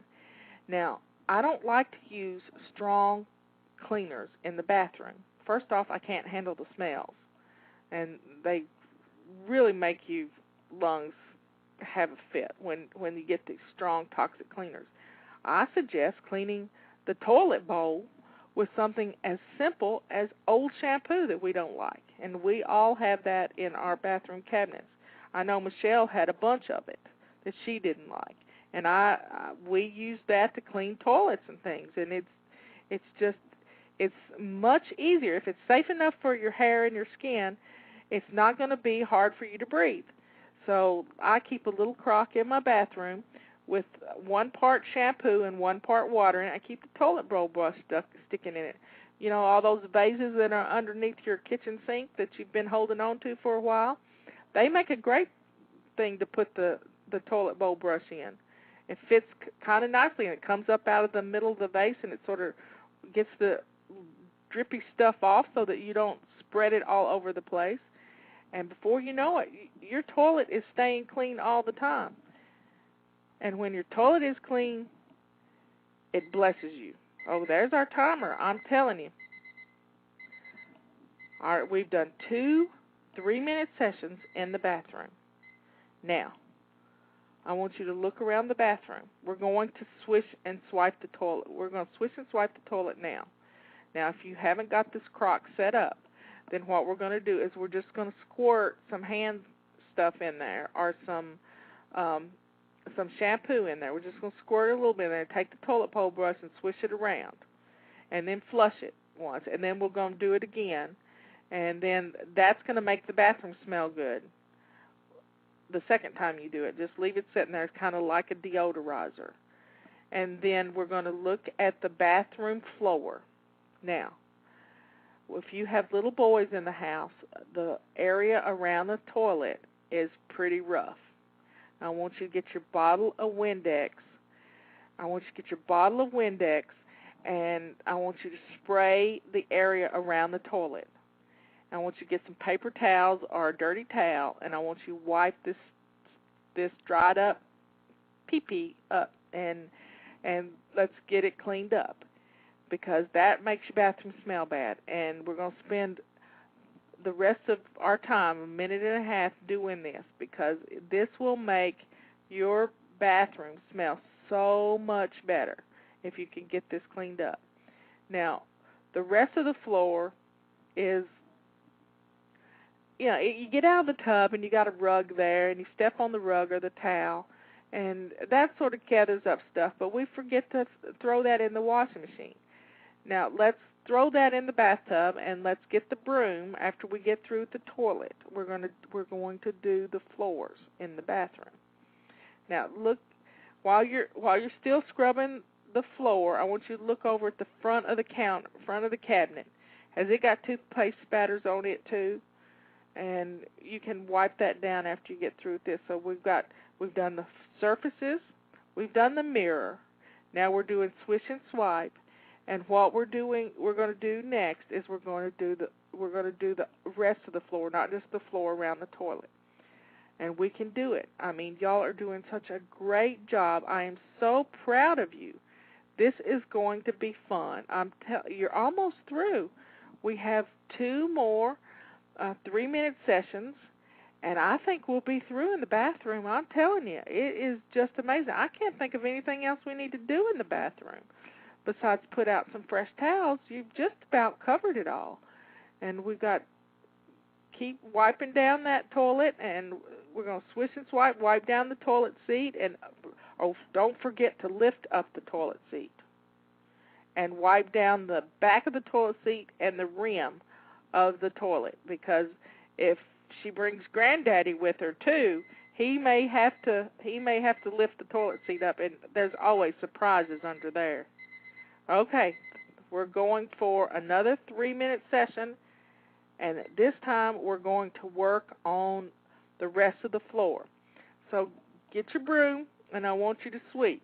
Now, I don't have any carpet in my bathroom because it's always moist in there, so I don't like carpet in the bathroom. But so let's sweep the floor, and let's see what it looks like. Now, it's a small floor. It's not like it's the middle of the kitchen.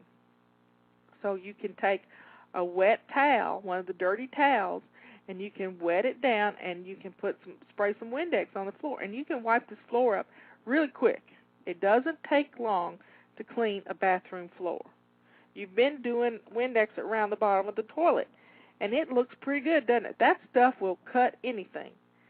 So spray a little Windex on the floor, or put some shampoo on that towel, and just put it down on the floor and put your feet on top of it and skate around the bathroom floor. And before you know it, it's going to be clean as a whistle. Now, it won't be clean enough to eat off of, but it'll look clean and it'll be clean, and you will have so much fun with this. It's just amazing what you can get done when you stay focused. Here we are. We've got 12 minutes remaining before she gets here, and we're almost through in the bathroom. In fact, I think we're pretty much through. You've got the dirty clothes picked up and thrown in the shower or in the washing machine. You've got the new clean towels put out. They always smell good and fresh. You're good to go. I'm telling you, if you've got a candle you like to burn in the bathroom, open it up if it's a scented candle, and just let the scent make the bathroom smell good. You have the mirrors cleaned. Everything's put away. It looks good, and if the flat surfaces are clear, you're good to go, and you won't mind anybody walking in your bathroom for any reason. You'll be able to let them go and not be embarrassed. I am so proud of you. This bathroom is clean. We have 11 minutes remaining before the doorbell is going to ring, and here's what we're going to do next. I'm telling you, you have got this done. I want you to grab your water bottle, because I hope you've been drinking water, even though I haven't been reminding you to drink your water. I want you to grab your water bottle, and I want you to go sit down. Don't scream at me and say, I don't have time. You do have time, and that's what we're going to do right this minute. We're going to go sit down. Do you hear me? We're going to take 2 minutes and just breathe in and breathe out. We're going to enjoy just pulling ourselves together and thinking about, okay, she's going to be here in a little bit. I can't look exhausted. Okay, that was our timer for our last 3 minutes. Here's what I want you to do. We're going to take, with our feet up and our water in hand, we're just going to relax for a little bit. It's not going to hurt you to sit down and rest, because you have been working at super fly speed. I'm telling you, you've been going nonstop for the last 50 minutes. You can do this. You're going to sit down, and you're just going to relax a little bit. You can think about what you're going to put on. Your jeans look pretty good, so let's grab, when we get through here, just relaxing. It's okay to think. Breathe in and breathe out. You've got the teapot on the stove with the water simmering so that you can have a cup of tea when she gets here. Breathe in and breathe out. It's going to be okay. I promise it's going to be okay. Now, I want you to go change your shirt because I know you've gotten messy doing this because you've been splashing some water in a lot of places and you've been down on your hands and knees. But if you need to change your pants, you can change your pants. But you got your lace-up shoes on. I'm telling you, you have done a great job. And I want you to go pour you a cup of tea. And I want you to sit down and wait for her to get there. And you will be just fine. You have done such a great job at getting your house crisis cleaned. Now, we don't like to do this often, but occasionally it has to be done because we get sidetracked and we forget to do our routines, but we're not going to beat ourselves up about it. We get to do this one baby step at a time, and before you know it, the house is back in shape. And you feel good about it instead of beating yourself up. You got this much done. I am just amazed at what you've accomplished. This is going to be a great tool for everyone to use so that when they have a chance and they get that phone call that says their mother-in-law is coming in an hour, they don't have to panic. All they got to do is find this on their iPod or on their computer and they have it downloaded, ready to go, and you've always got somebody coaching you through it. What a great tool for you to utilize, but we don't have to use it very often when we establish our routines. Go to the website, FlyLady.net, and you can take care of these things. I am so proud of you for getting the crisis cleaning done, one baby step at a time. You can do this. You got 7 minutes to get relaxed.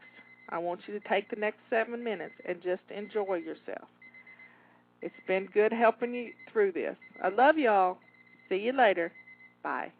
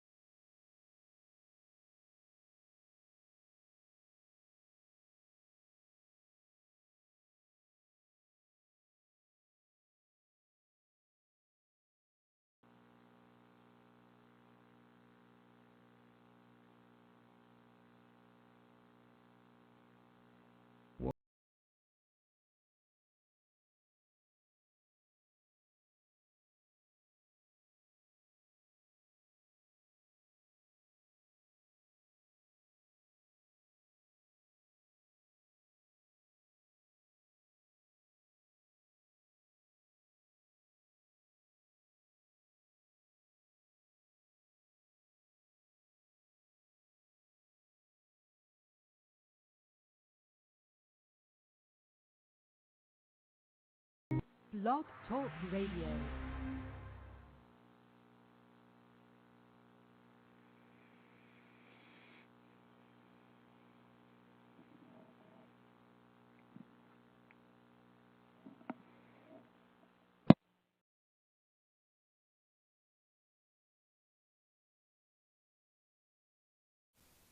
Today we're going to make 3 batches of cookies with 1 mixing. Here we go. I'm going to use a recipe on the back of the Toll House chocolate chip cookie bag. It's my favorite recipe, and I've just adapted it by not using plain flour. I use self-rising flour. That's the only change in the recipe. If your butter's not softened, you can grate it and make it soft quicker. Measure out all your ingredients so that you don't forget anything in your recipe. Add your butter to your bowl, your sugar. Oh, don't forget to crack your eggs in a little cup so that you can get the shells out and you don't get them lost in the butter and the sugar. Put everything in your big mixing bowl and put your whisk beater on there. Start slow and then eventually you can get faster.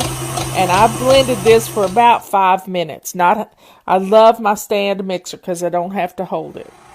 Add your flour 1 cup at a time. Start really slow, and you can incorporate all the flour into this recipe. It's 6 3/4 cups. And just keep going. Dump the flour in the hole where the beater comes out. And then that way you don't make a big mess. I don't even scrape the stuff off of the beater. I just pick it up, dump the flour in, put it back down. You need to be sure and lock your mixer head on the side.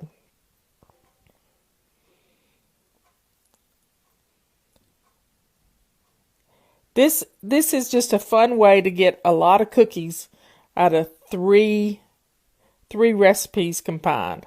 Divide your dough into 3 parts and scoop it out and put it in 2 other mixing bowls. And then we're going to make oatmeal cookies now. 3 cups of oatmeal, a teaspoon of cinnamon, and some nuts. No, and some raisins.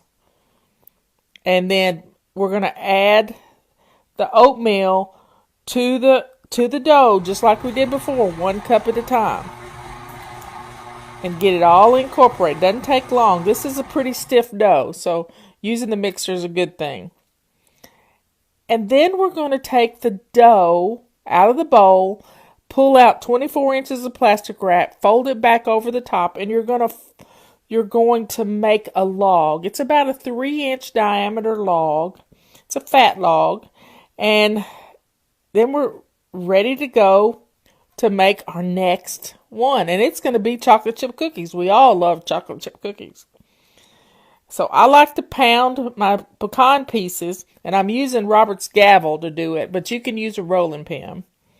In a Ziploc bag, it works well. You don't make a big mess. Dump it all in and take a wooden spoon and stir it together. Form your log again, and you got 2 different types of cookies now. Next, we're going to make pecan sandies. This is one of my favorite cookies. I like my pecans pounded very thin, or you can grind them in a food processor. But I didn't want to mess up another thing to clean. So I just stir them all together. Be sure and use a wooden spoon because I broke that red spatula while I was doing it. It's a pretty stiff dough.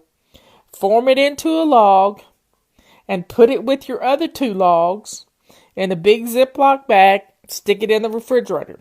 The key here is not to bake the cookies today. Do it tomorrow or whenever you want to.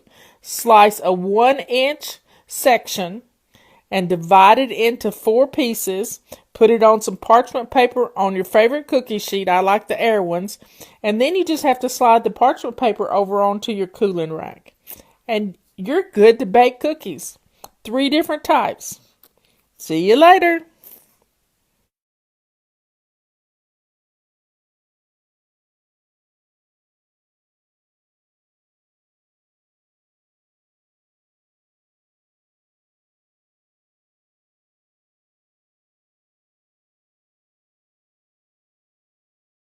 Come on in, everybody. Yeah, it's time.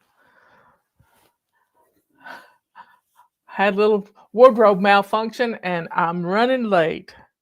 And let's see if we got music today. We still have no music.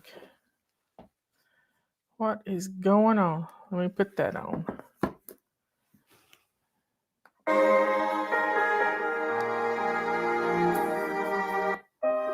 There we go.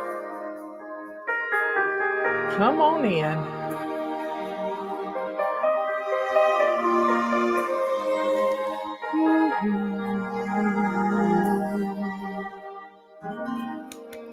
I can hear the thunder rolling, and the rain begins to fall. I can feel my courage tremble after I have come so far. Today my heart is sinking, and my world is caving in. But there's light on the horizon, and the darkness will give in to one more day of hope, one more day of faith. Tomorrow will be brighter if I get through today. Better days are coming further down the road. So for now I'll just keep clinging to one more day of hope.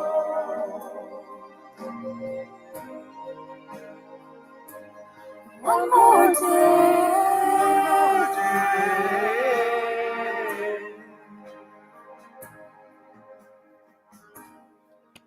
And I know that I'll get through this.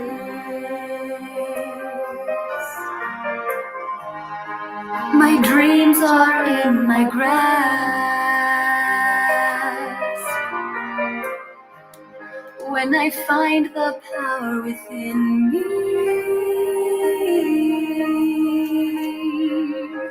I know this storm will pass. It will only make me stronger. When this victory I've won,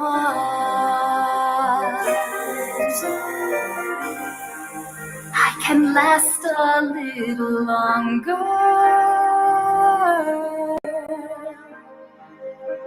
If I keep holding on to one more day of hope, one more day of faith, tomorrow will be brighter if I get through today. Better days are coming further down the road. So for now I'll just keep clinging to one more day of hope. One more day.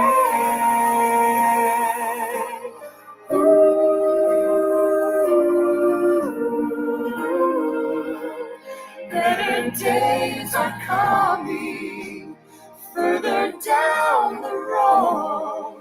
So for now I'll just keep clinging to one more day of hope.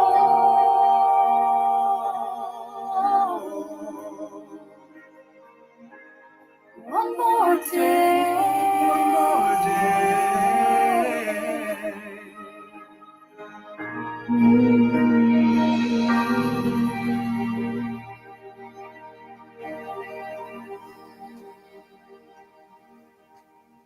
God bless you all for being here. So let's go to God's word. Let's read the book of Psalms, chapter 45. the wedding song, for the pure and shining one by the prophetic singers, a contemplative song of instruction for the loved one to the melody of lilies. I like lilies. My heart is on fire, boiling over with passion, bubbling up within me are those beautiful lyrics, as a lovely poem to be sung for the king.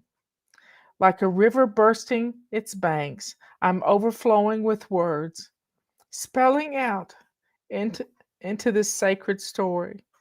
His royal majesty, beautiful, beautiful, beyond the sons of men, elegant, gracious, pours out through every word you speak.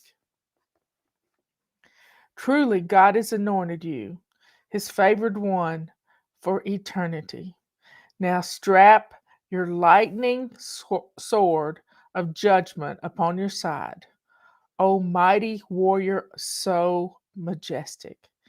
You are full of beauty and splendor as you go out to war.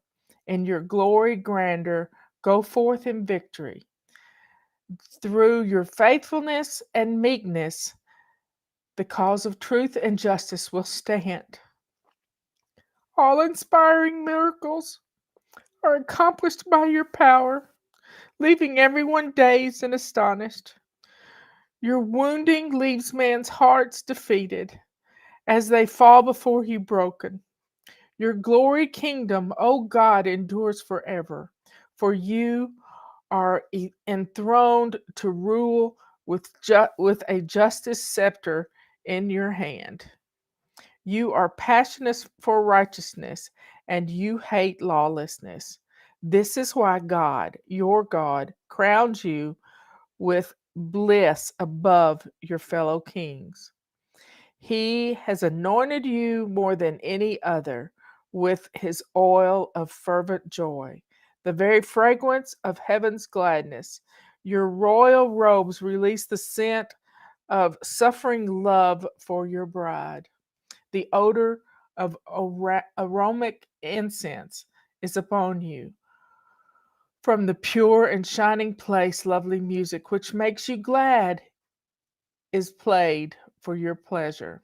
Her Royal Majesty, the daughters of the kings, women of honor, are maidens in your court, and standing beside you, glistening in your pure and golden glory,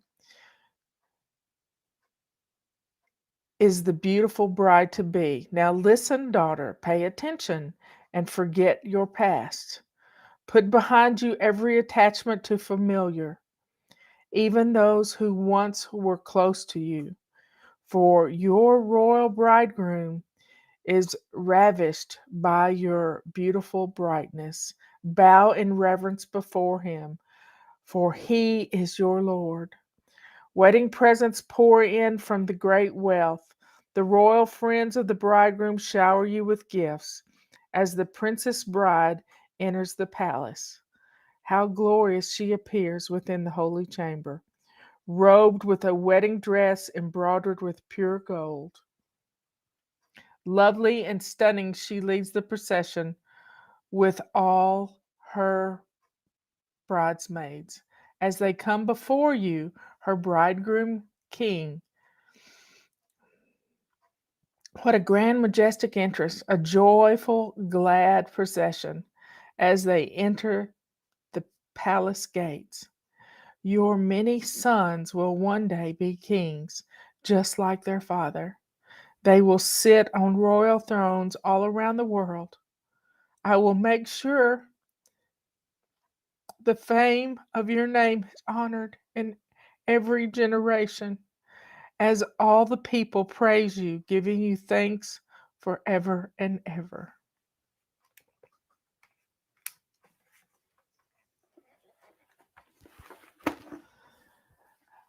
I think I don't know, but it feels like that's talking about the bride of Christ. The church is the bride of Christ. It's such a beautiful analogy to us being the bride of Christ. because the church is, and we are the church. When we were little, we used to go, how did we do it? Here is the church, and here is the steeple. And you open the doors, and there's the people. We did that when we were little kids. Here is the church, and here's the steeple. And we open the doors, and there's the people. You don't have to have a church building to have a church. You could meet in your home. You can meet in a tent like Pastor Greg Locke does in Tennessee. You can meet in a barn. You can meet beside a river. You don't have to have a building to be a church. Many years ago, I was doing a fundraiser for a friend for my grandchildren's Christian academy they went to. Ethan went to the 3rd grade there, and Sarah went to kindergarten there. And I was doing my grandparents are supposed to support the church or support the school.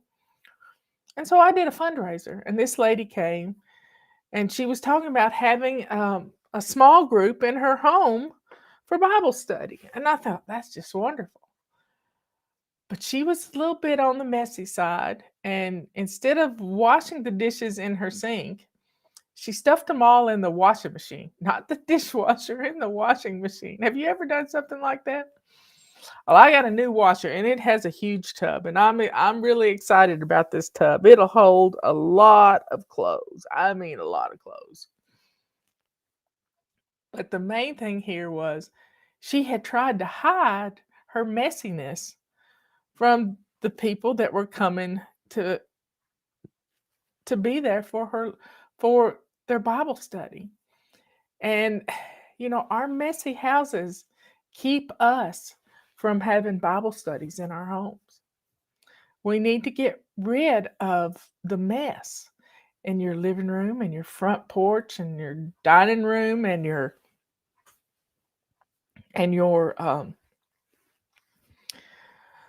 the entrance of your home and your bathroom. You got to get rid of the clutter. You got to open things up so you can open the door to like Christians, and you can study the word together.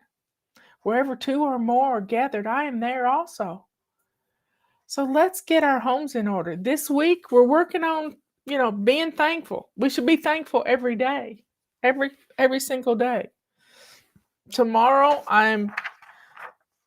my morning musing is all about what you can do in 2 minutes. We got some 2-minute miracles going on here. Think about this. You can empty the dishwasher. You might not get it finished, but you can empty the dishwasher in 2 minutes. You can feather dust your house in 2 minutes. You can clean off the coffee table and decorate it in 2 minutes. I could go outside, pick up a handful of leaves, put it in a bowl, and there they are. It's beautiful. My coffee table could be decorated. You could mop your floors, 2 minutes. We've done it.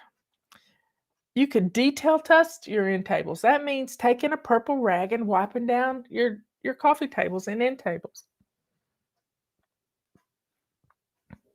You don't have to do all of them at one time. You could do one at a time.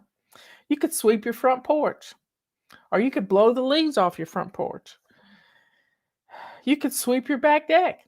The wind's doing a good job of that today. You can wipe down your kitchen counters. I've done that today. I took 2 minutes and wiped down my kitchen counters.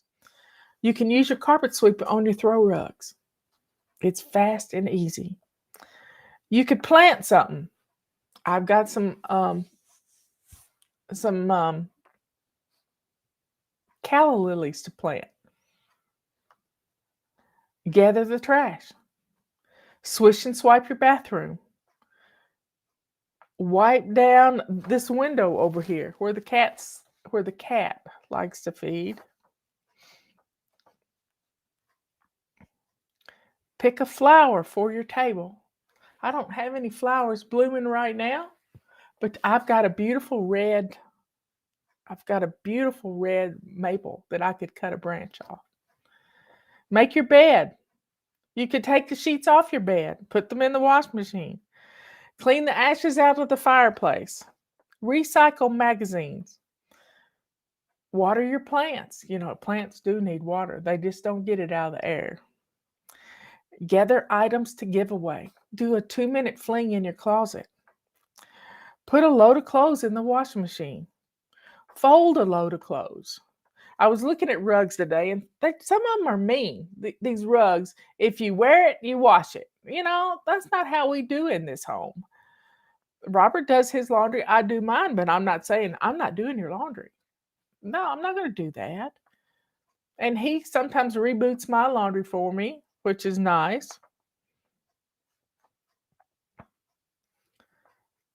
So wash, fold, and they have rugs that say wash, fold, dry. No, wash, dry, fold. It's 4 things. They do 4 things. We do 5. Sort, wash, dry, fold, and put away. We have 5 things. Get the pet hair off your couch. Burn paper in your fireplace to build a fire with some kindling, some paper. Shine a window. Robert did. Oh, this is a story, y'all. Yesterday, Robert decided he was going to wash our outside windows and our inside windows. Would he use a purple rag? No, he would not. It was all I could do. It was all that I could do to stop him. And he said, "Are you being a perfectionist?" And I said, "No. I want to stop you because I should have done it already." I said, "It's not that I'm going to tell you you're doing it wrong." I wouldn't have ever told him that because he was doing it and I wasn't. But he washed the back door, the front door, in and out. He washed the picture window, and he messed with my crystals, my prisms hanging in the window, my little Pollyanna prisms. He messed with them, and now I don't know that I'm going to get my favorite rainbows. But anyway, I have this one rainbow that looks like a cross that comes across the floor, and it just makes me. First time I ever saw it, Michelle was in the hospital, and I took it as a sign that she was going to survive her terrible accident. But another one will come up. But he did the kitchen windows, and I can see clearly now out my kitchen window because he did the inside and the outside, y'all. And he did it without me asking. But it was really hard on me, and I told him it was hard on me to let him do it. But it wasn't about he wasn't doing it right. Yeah, I wanted him to use a purple rag because I wanted to film it, but he's using his roll of paper towels. He loves paper towels. Get pet hair off the couch. Shine a window. Clean out the medicine cabinet. That's easy to do. You can just open the door and pluck some near empty bottles. I like to put some empty. If there's only like 4 or 5 pills left, supplements left in a bottle, I put them in the new supplement bottle. Organize your freezer. That's easy to do. Close your eyes to rest. That's 2 minutes.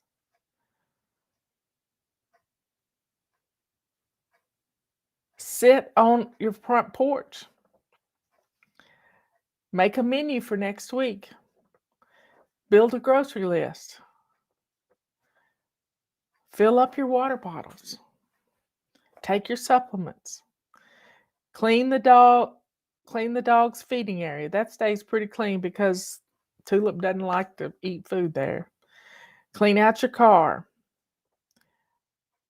Unpack a suitcase or pack a suitcase because you might be getting ready to go somewhere.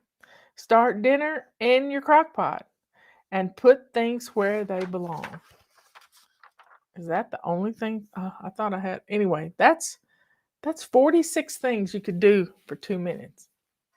If you did all those 46 things, one thing every 15 minutes, you'd be surprised how wonderful your house would look. It would look like $1 million and you wouldn't even know why because you only did 2 minutes worth.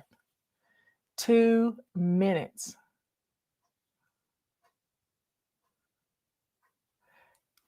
you can do this. You can do this.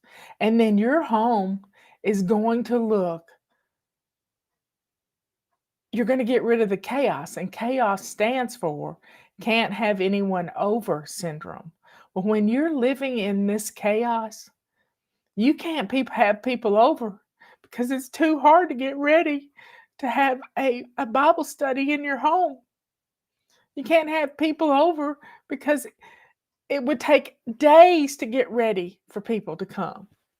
But if you do a little at a time, if you do little 2-minute miracles, this is tomorrow's musing, y'all. I'm giving you a head start. This is tomorrow's musing. Oh, Swish and Swipe is 2 minutes of easy peasy. Sharon, you are so right.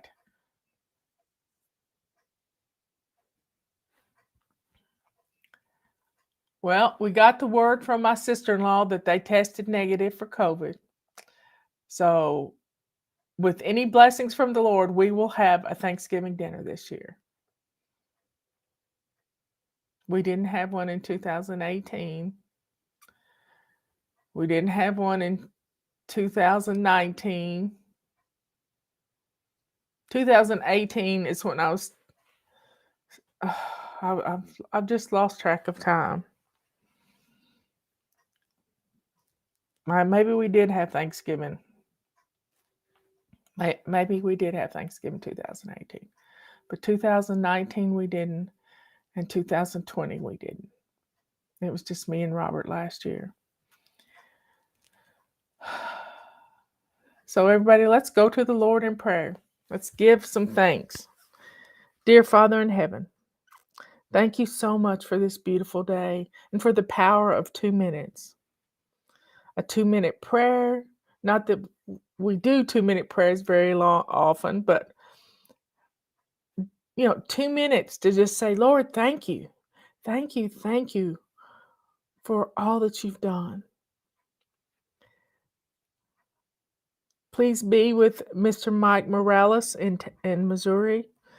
He took a little stroll outside today in the beautiful air and walked around his property and sat and let the chickens get on his lap, and he just enjoyed being outside and breathing. He got a little out of breath, but Lord, I know he's healed. I know through your strength you have healed this man. Keep him in your mighty hands, Lord. He has great works to do for your kingdom. Thank you, Lord, for the pastors that are streaming their services live on the internet for everybody to see.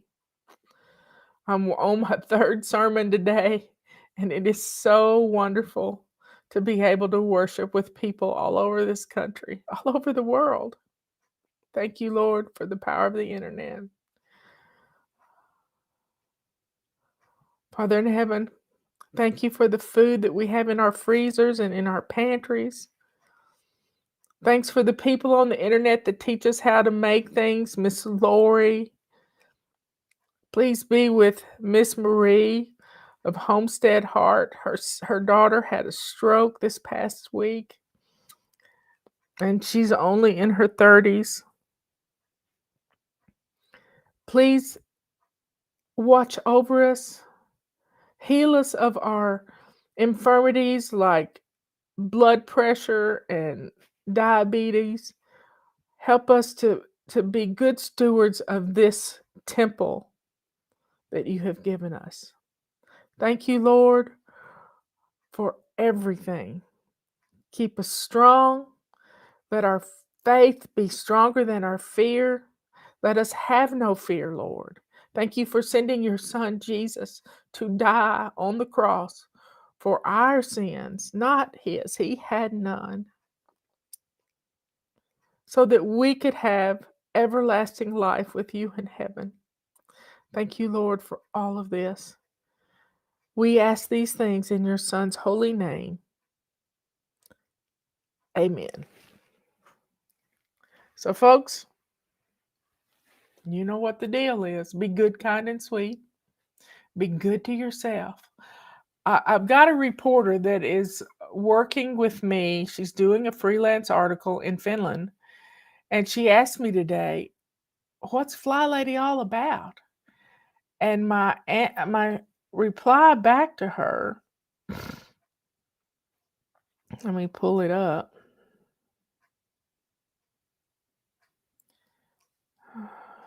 Where? I hate Gmail. I can never find anything. And never find anything. There it is. And she asked the question,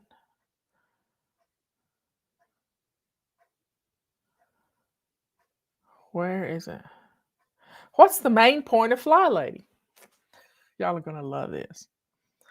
And my answer is to finally love yourself so that you can be who you were put on this earth by God. Our messy homes keep us locked in chaos. Are you a prisoner of your chaos? Are you a prisoner of your chaos? Let's get our homes in order so we can have people over.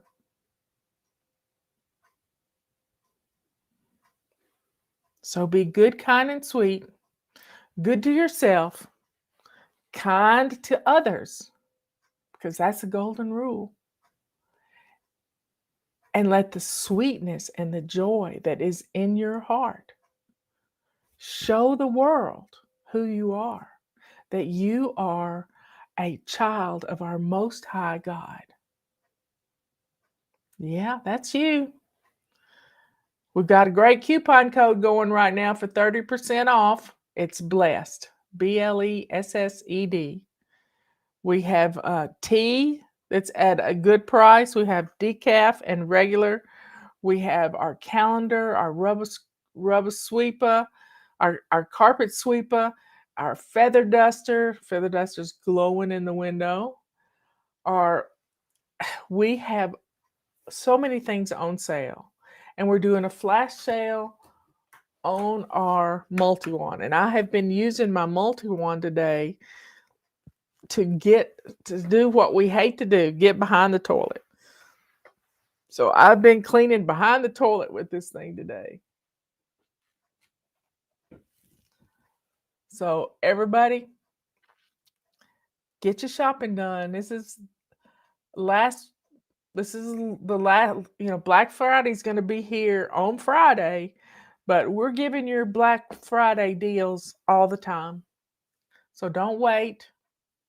Don't wait till you spend all your budget and you forget to get the things that you really wanted. I love you all. I love you all. And I will see you tomorrow. And we're going to work on some 2-minute things. Yeah.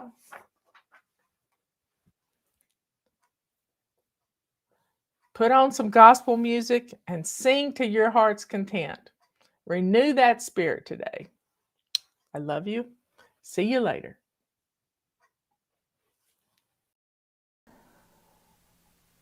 Hey everybody, it's time to make your favorite pot roast. And I like to use a slow cooker for mine. I start with 3 pounds of a rump roast with some soy sauce and my very special secret ingredient, better than bouillon.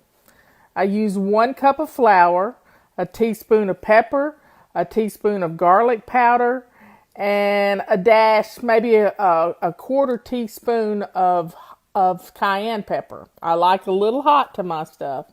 Adds a little flavor. Put some olive oil or any kind of oil you like in a skillet. You need plenty of oil, so don't be afraid to use it.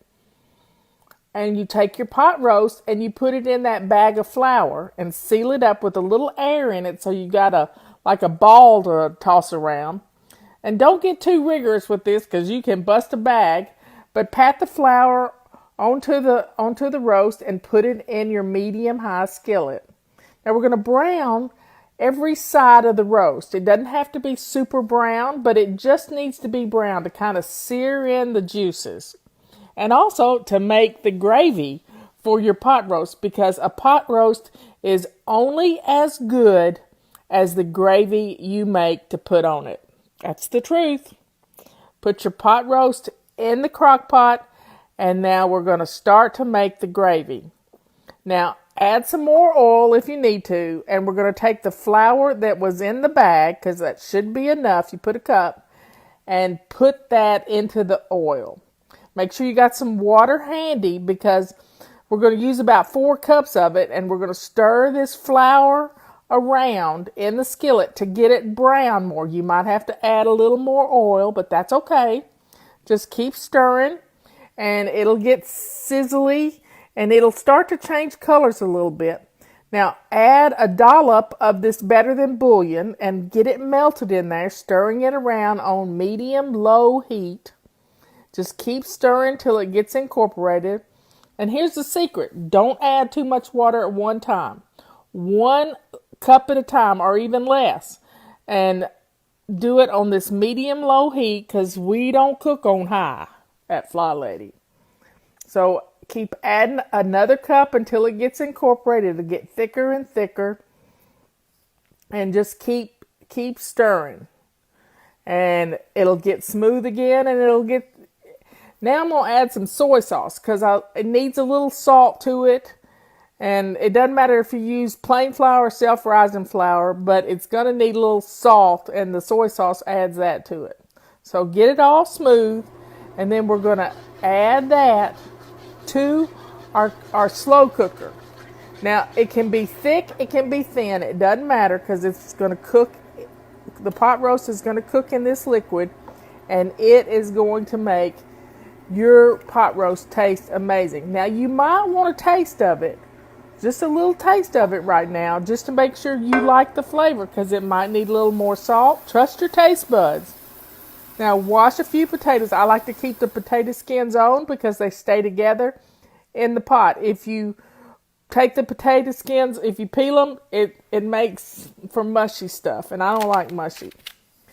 Now, and I forgot to slice up the onions to put in the gravy. I usually do it while it's in the skillet, so I'm just going to add it right here to the slow cooker. Just you can't make a mistake. That's just all it is.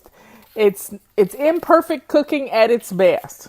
So just add the onions. Onions give it great flavor. And it doesn't take long to add them. I just like to slice them right off in little slivers and throw them in there, and then stir it all around. Just don't be afraid to make a mistake. Half of cooking is, messing up, and that's okay. We just keep sampling a little bit and get it the way we like it. Sometimes I holler at Robert to come in the kitchen, and I need your taste buds, honey, and he comes in and tells me what I need to do. Or he'll add something to it. We play a little game like that. So it's always fun to be in the kitchen. We have a kitchen that is more than a one-butt kitchen. And we can both be in there at the same time. This pot roast is going to make your house smell wonderful. It's just going to be amazing. And getting dinner in the crock pot ready to go frees you up this afternoon to kind of, if you want to take a nap, whatever you want to do. So stir those onions into the gravy. Add those potatoes to it. And your crock pot's going to be good and full. I have a 7-quart crock pot. Scrub your carrots. I don't even like to peel the carrots because they have a really thin skin on them. But scrub them with a little scouring pad. Cut the ends off. And start poking those into the gravy. And before you know it, in 4 hours on high and 8 hours on low, you're going to have a pot roast. And be sure and look up my biscuit recipe and make some biscuits to go along with this, because you're going to want to put some gravy over those biscuits. You're going to like this recipe. Yum.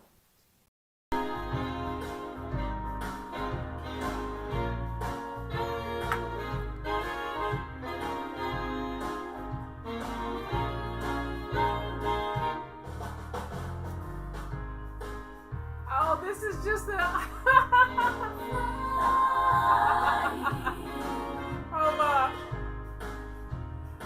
one we can sing to. Fly. A list of things to do. I'm ready for action in my lace-up shoes. I'm no martyr, I'm just working smarter.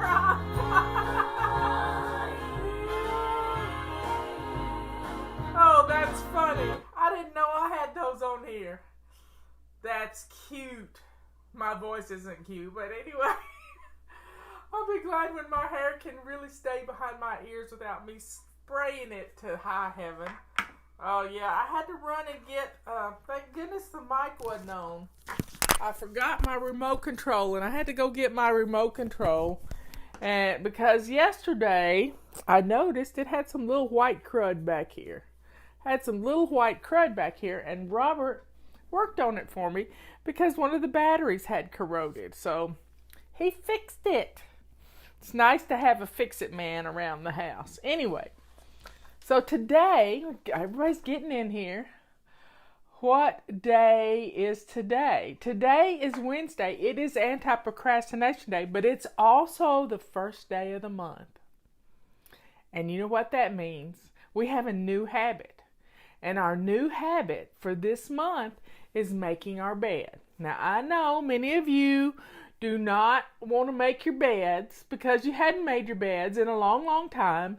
And you think, why bother? I'm just going to get back in it. Well, let me tell you. When you start making your bed, you're going to be blown away about how good your bedroom looks. And your bedroom should be the cleanest room in the house. Last week, we were doing Zone 4, which is our bedrooms. Yesterday, we changed the sheets. So, let's get our bedrooms looking nice. Making that bed is the shiny sink of your... Every room has its own shiny sink. And your made bed is the shiny sink in your bedroom. Your coffee table is the shiny sink in your living room. Your shiny sink in your kitchen is your shiny sink. So every room has its own little shiny sink. And when you take care of those things, everything is going to look wonderful. So we're not so much getting back to basics as we're doing FlyLady immersion class. Right now, we're home. We have no excuse, y'all. So the first thing I want you to do is get dressed to lace up shoes. Got it? Get dressed to lace up shoes. That starts your day on the right foot. Robert's sending me pictures. I went outside to take a picture of my triple trillium and the dog sat on it. I was so not happy. Oh my. She wouldn't pay attention to me.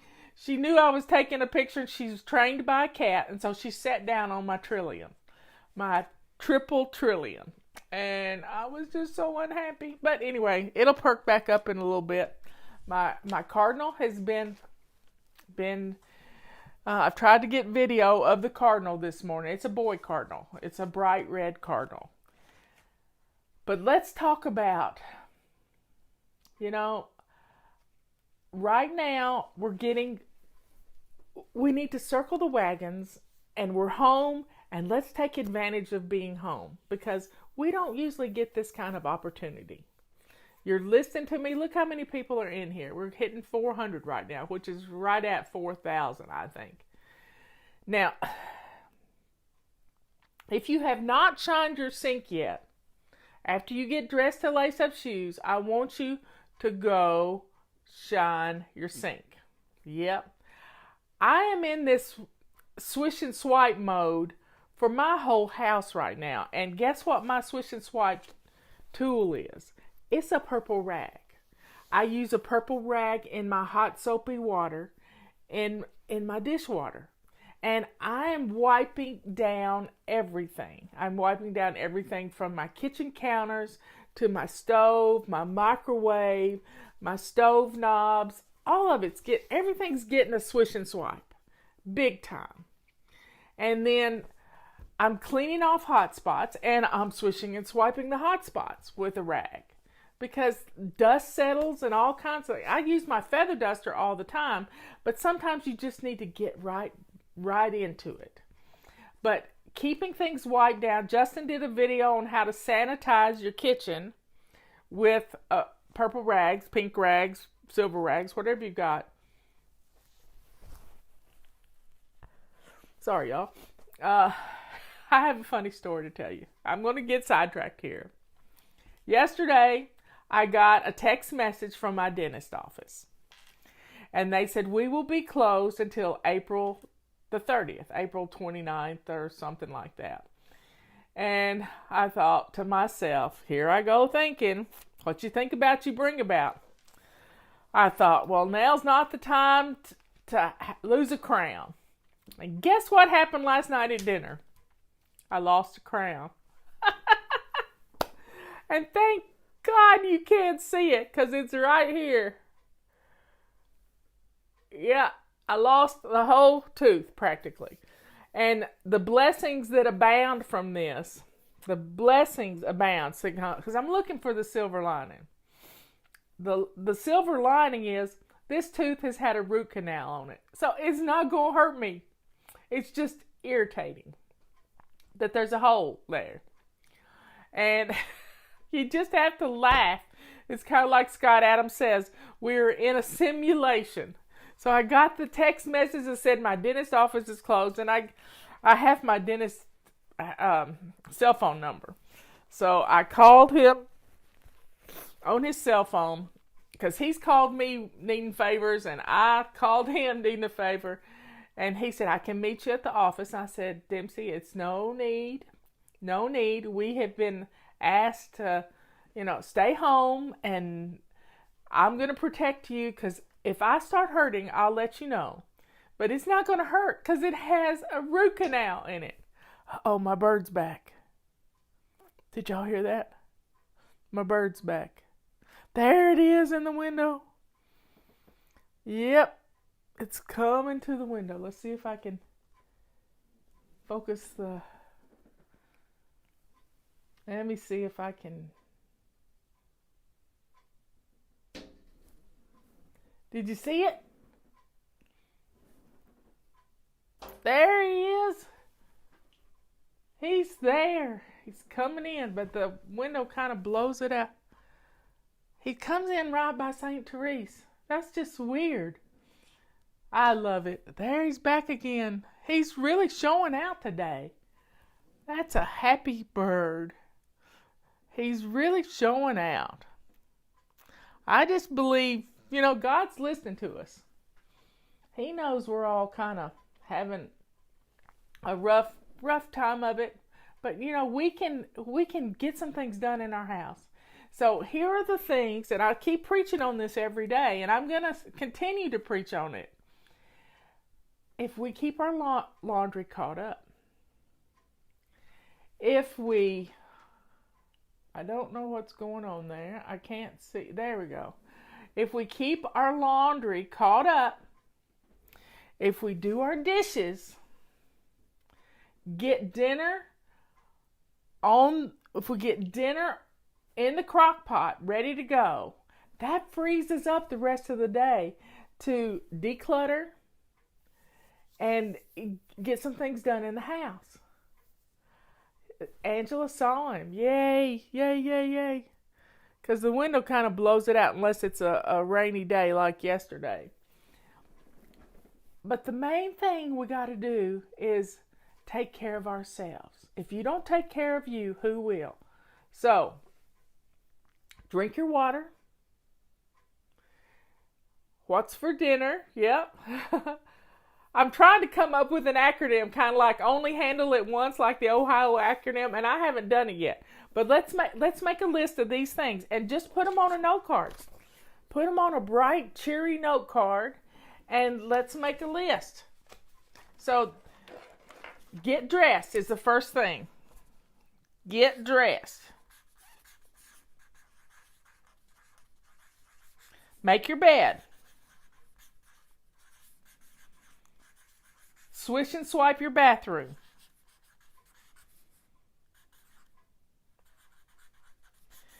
What's the next thing? Laundry. A load of laundry. Okay. Empty dishwasher.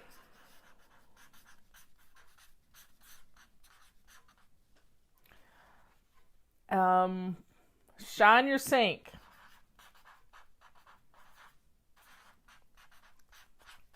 And I keep a sink full of hot soapy water going all day long at this time that we need to keep everything sanitized. What's another thing? Oh, hot spots. Hot spots. So there you have 1, 2, 3, 4, 5, 6. That's 7 things. This is like a daily weekly home blessing. 7 things. Get up and get dressed. Make your bed. Swish and swipe your bathroom. Bam. That part of the house is done. Grab a load of laundry. Put it in the washing machine. Empty your dishwasher. Get something in the crock pot for dinner. And shine your sink while you're in the kitchen. And then put out the hot spots. You know where those hot spots are. Your dining table, your island, your coffee table in your living room. See? If we'll do these 7 things every day, your house is going to be wonderful. Absolutely wonderful. So let's get these things done. So what's for dinner at your house? What's for dinner at your house? Knowing what's for dinner is going to make your day wonderful, because you're going to feel at ease.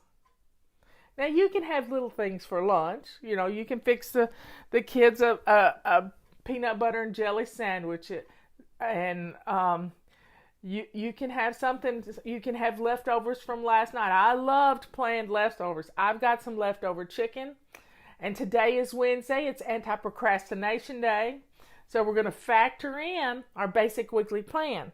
So Monday we do weekly home blessing, but we didn't do it Monday because I was out and about. So we did it on Tuesday. So you don't have to be a perfectionist about weekly home blessing. You do it when you can.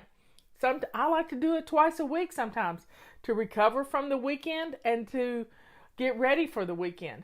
But you know, when you're staying home, the more you're home, the messier your house is going to get, unless you do a simple weekly home blessing and get things put away. So if you get something out, put it away. If you get it out, put it away.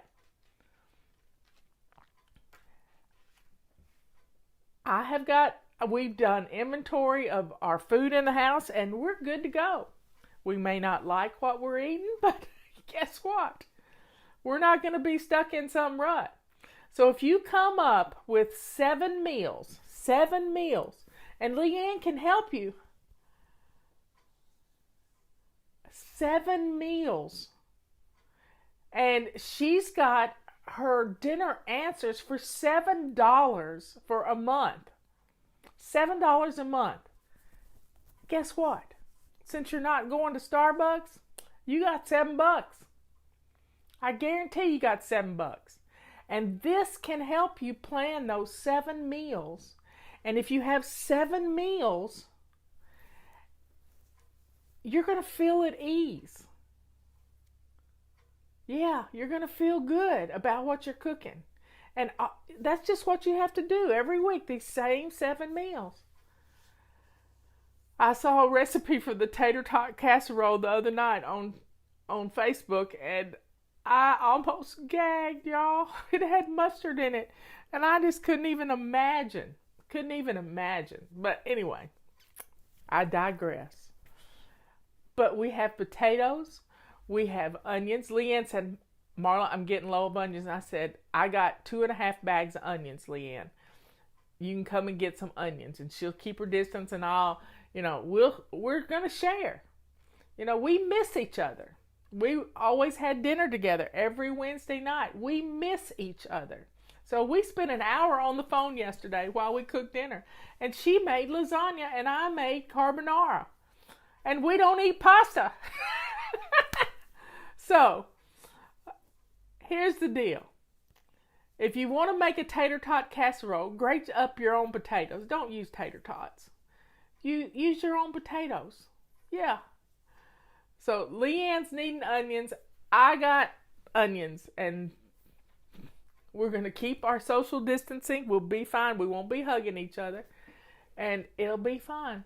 It'll be just fine. Yep, she misses me too. So if we can get dinner going and dress to lace up shoes, not jammy mode. Nope. It's not pajama casual anymore. It's get dressed to lace up shoes. We have stuff to do. We have stuff to do. So, grated cauliflower. Wow, that's interesting. Making a tater tot casserole with grated cauliflower. That's interesting. You could put any vegetable in it. We have a favorite restaurant here, the Fish Camp, and they do a cabbage casserole. Who ate the pasta? I ate pasta last night. Yep. Leanne ate pasta last night because she made you a lasagna yesterday, and I laughed till I hurt watching her do this lasagna because she's lathering on the ricotta cheese, and she's just having so much fun putting together this. And she made a small lasagna. I don't know how to make small lasagnas. I make big lasagnas, and one time I made 8 lasagnas and put them in the freezer to take to friends when they needed something.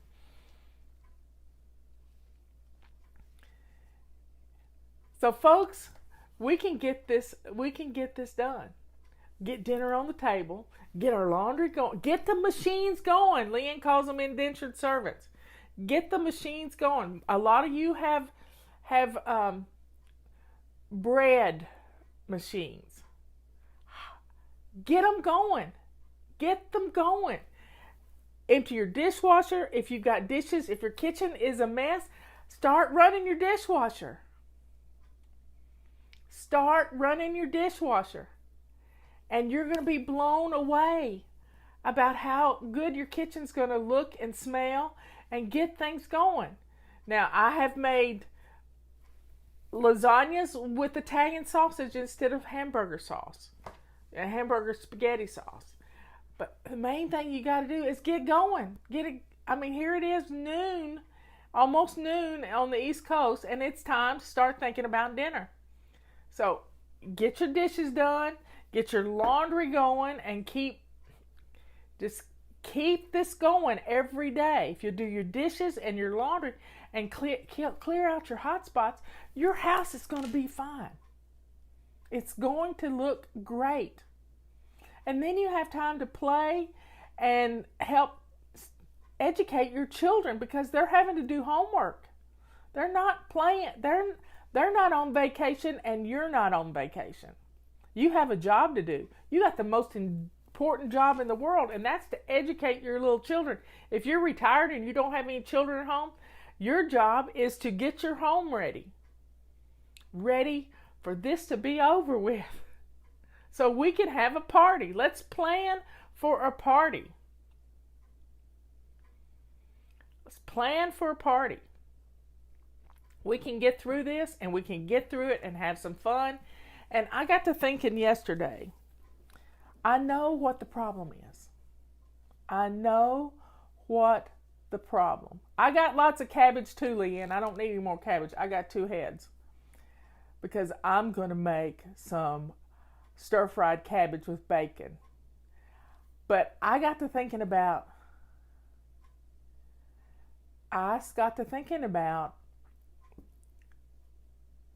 what the problem is. And it's because we live in a just-in-time inventory world. Everything from your home to your favorite business to your state, your county, all of it is a just-in-time inventory. So here's how it works. With a just-in-time inventory, you only have enough stuff in the house to get you through the week or through a month. But many years ago, I adopted a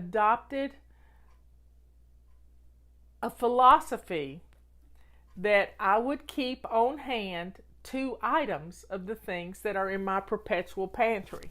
Now, Leanne can talk to you about your perpetual pantry, but in 2000, I decided I would always have enough on hand. I would have for two items. So when I used one item, that would go on the grocery list. And when I would use the oldest one in my pantry, and then first in, first out. That's the rule. But when we live in a just-in-time inventory, we don't have backups.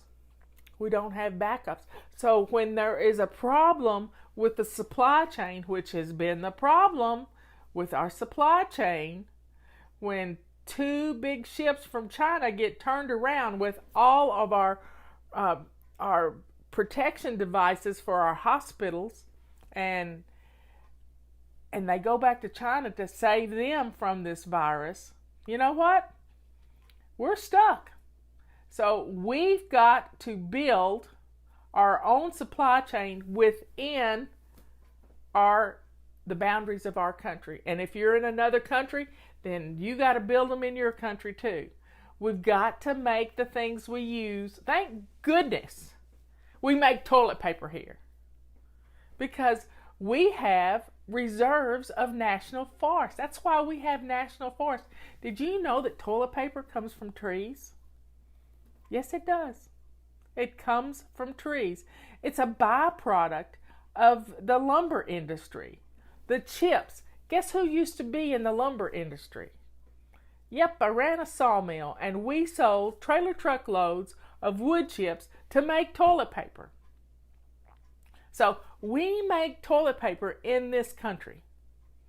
That's a wonderful thing. We're not going to run out of toilet paper because trees are a renewable resource. Yes, they are. I have a forest, 10 acres of forest. We can heat our home if we have to with the trees.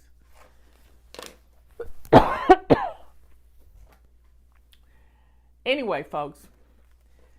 Yep, I always keep 2 cases of toilet paper on the shelves in the basement. Now, a lot of people are wondering, how can I store stuff like that? If you live in a big city and you have a small apartment, you don't have a lot of room to store things. Sorry, I got strangled a while ago. Let me get a drink of water.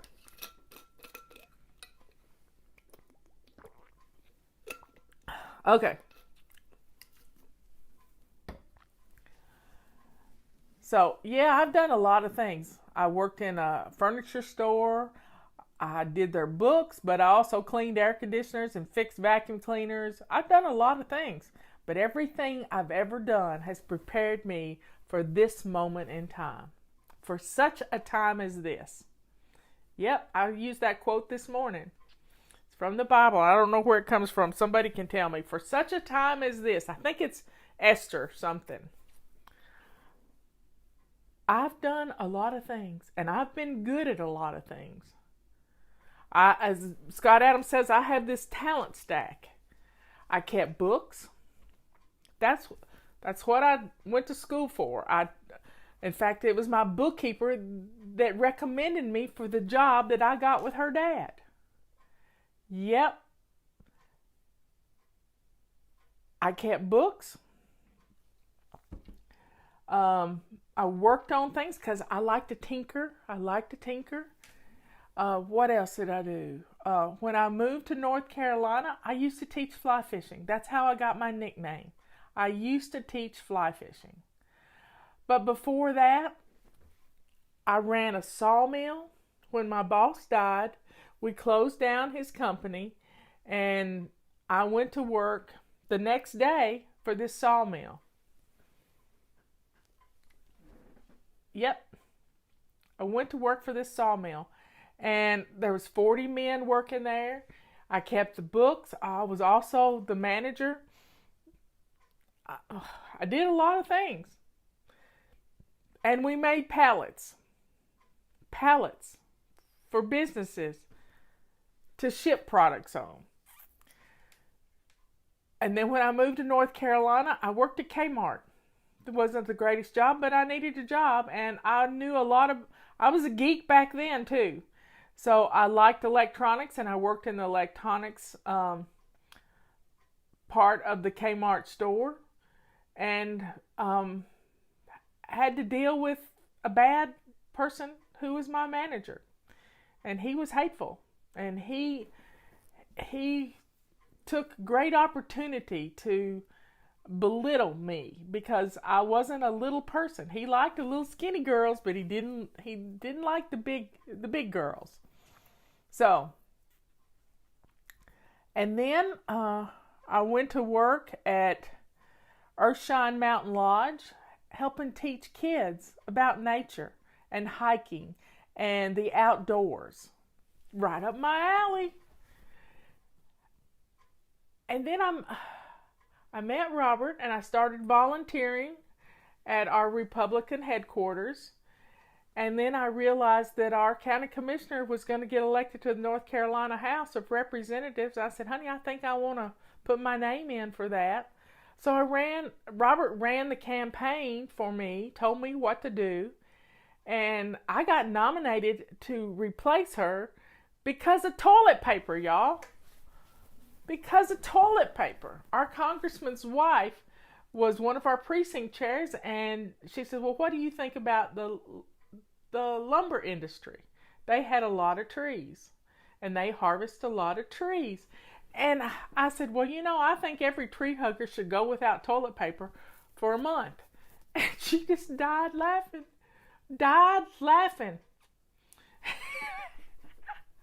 And so she nominated me, and I told her about my stint as being a manager for a year of a sawmill. And it was funny. So trees are a renewable resource. They live to be about 80 to 100 years old, and then you harvest them. And they come back. It all comes back to toilet paper. So somebody said they're a tree hugger. I'm a tree hugger, but I get your point. We're all kind of might have to go without toilet. Maybe we're going to come up with a new way to clean our bottoms, So it's all good. And so then I got nominated to be a county commissioner. I served 6 years. 2 years of being nominated in a 4-year term. I got elected. And then I got unelected by 27 votes in a primary. So always go vote. Go vote, because small voting times really make for skewed elections. And so I was a county commissioner, and FlyLady started while I was a county commissioner. It started because I was a county commissioner. And I needed to get organized, just like you're trying to get organized right now. And it was an amazing process.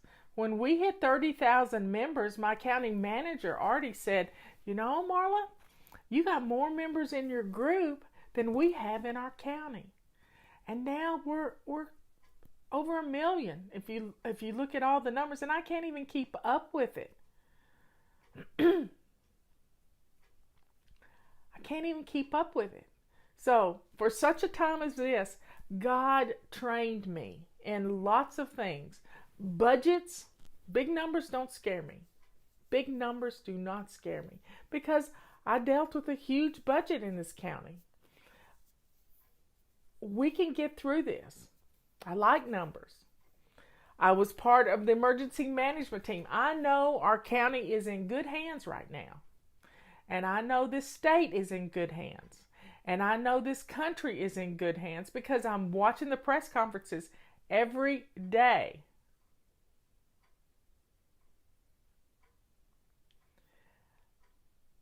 We can do this, folks. We can get through this, and we're all honing our skills. Now, if we can get rid of the clutter in our house, we're going to have storage spaces. Yeah. let's get rid of those coats that we don't wear anymore and make some space in our closet, our coat closets. Leanne and I were talking about this yesterday. I used to can. I've grown a garden. What is a commissioner? Each county has people who govern. They're the executive board for the county. And so there were 5 commissioners in my county. There's still 5 commissioners. And we still have one lady on the board of commissioners. But I served 6 years, and I did my time for my community. I did it because my house was in order. Yeah, my house was in order. And it was because I was going to be a commissioner that I got my house in order, because I didn't want anybody to find out my dirty little secret that I couldn't keep house. But now I can keep house because I do these things. I get dressed to lace up shoes every day. I make my bed. I swish and swipe my bathroom. I do a load of laundry every day. I empty the dishwasher every day. I shine my sink and fill it with hot soapy water and wipe down things right now. And I clear off hot spots. This is what makes my house work. It's 7 things, y'all. 7 things. You can do one every hour. And your house is going to look good. Your home. You have no excuse right now. So turn off the TV. Turn off the Netflix. Turn off your phone if you have to. But let's get these things done and then use the TV and Netflix as a reward for getting these things done. If you've got children at home, you got to get them going with their lessons. Yep. You got to get them going with their lessons, because you can't let them lose a year of their life to this virus. You can't do it. So folks, it's allergy season. Pollen is everywhere. And if you don't dust, you're going to get a sinus infection. So let's get our homes dusted. So grab a purple rag or a feather duster, and let's get some things dusted today. I'm going to clean out my refrigerator. It's Wednesday. It's clean out your refrigerator day.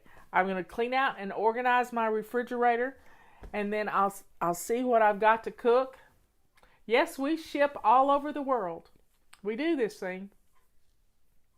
We ship all over the world. We have a permit to ship all over the world. Our feather dusters, yep.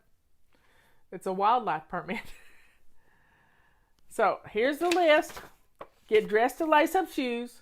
Make your bed. Swish and swipe. Do a load of laundry. Empty your dishwasher. Shine your sink and wipe down your surfaces and clear off your hot spots. You do these things every day, you're flying. And your house is going to look good. It's going to smell good, because you're going to put something with your kitchen clean. You don't mind cooking. So let's get dinner on. Let's do it. Now, when it comes to feather dusters, you remember the song, you don't pull on Superman's cape. You don't spit into the wind. You don't pull the mask off the old Lone Ranger. That was from the 70s, I'm telling you. I can't remember the name of the song. But when you take your duster outside, if you have allergies, you need to wrap up with a scarf and put it all over your head and eyes. And then go outside and don't face the wind, so the dust is going to blow back. Turn your back to the wind and stretch your arm out as far as you can get it and shake the dust and turn your head away. Got it? This is going to keep the pollen from getting in you. You don't mess around with Jim. Oh, bad, Leroy Brown. Yep, y'all remember the song. So pull it up, listen to it, and feather dust to that song. Let's get the dust out of our houses. Let's do it. You're home, and let's get the houses in order, because we can have some fun. We can take care of ourselves. We can drink our vitamin C water. I'm going to put on Leroy Brown as soon as I get off here, because I just want to hear the song. So let's do these 7 things and put dinner on the table. Yes, we're showing our age, but I don't care. I don't care. I'm happy to be 64 years old. I'm really happy. So let's feather dust our homes. Let's wipe down our flat surfaces, and let's get it done. Let's get it done. And be thankful for this day. And when you're washing your hands, and if you haven't watched Leanne's video she posted yesterday, go to savingdinner.com. I think I posted it too, of how you wash your hands.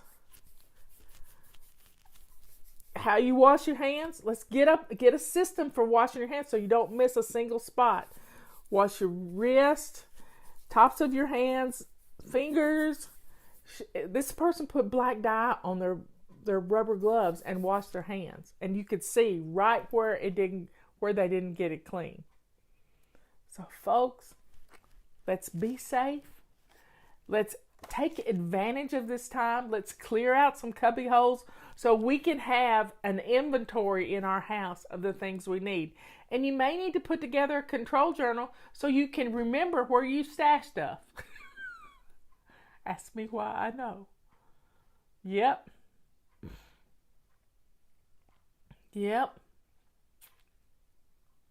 Life is good.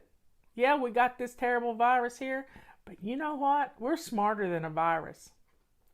Yeah, we are.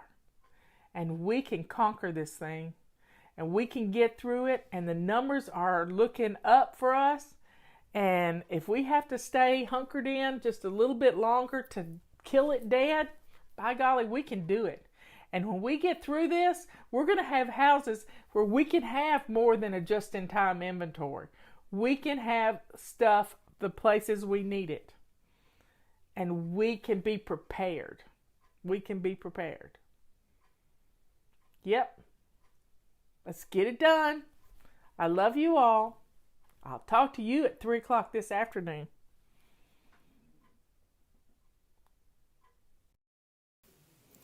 You've all been asking me how I cook my hamburger meat in the crock pot. I start with 6 pounds of hamburger. I chop up 3 onions, and I add the onions to my crock pot and my hamburger meat with 2 cups of water, and I put it on high.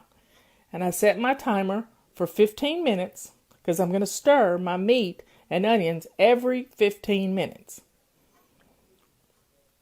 And the house smells so good, and I just keep stirring and cooking. And I cook it for 3 to 4 hours.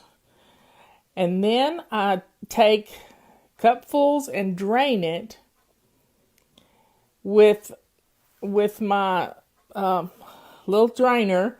And I bag it up into 2-cup portions to go in my freezer.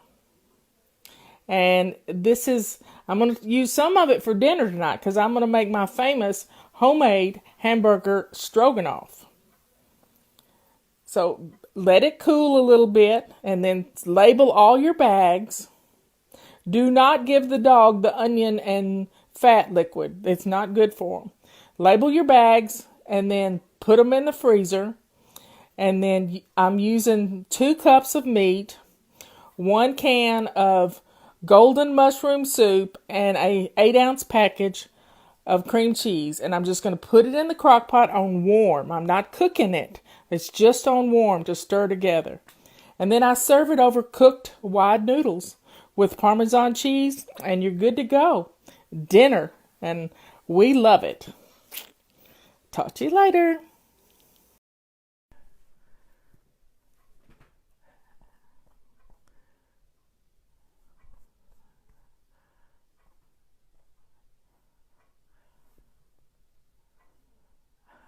Hey everybody, I'm starting a little early, trying to fix my hair. Let's get in here. We're going to have some fun. We haven't done this in a long time. Get you something fun to drink. I have a wine glass that I have loved for a long time. I got it at a junk store for, I think, 10 cents, 50 cents. But it's got, if you can see, it's got grapes on it. And it's my favorite wine glass. But I'm not going to have wine. It's too late to have wine. And it gives me a headache, so I don't drink it much. But I got some ginger ale. I got a little half can of ginger ale. And I'm going to pour me some ginger ale. Yep. Get you something to drink.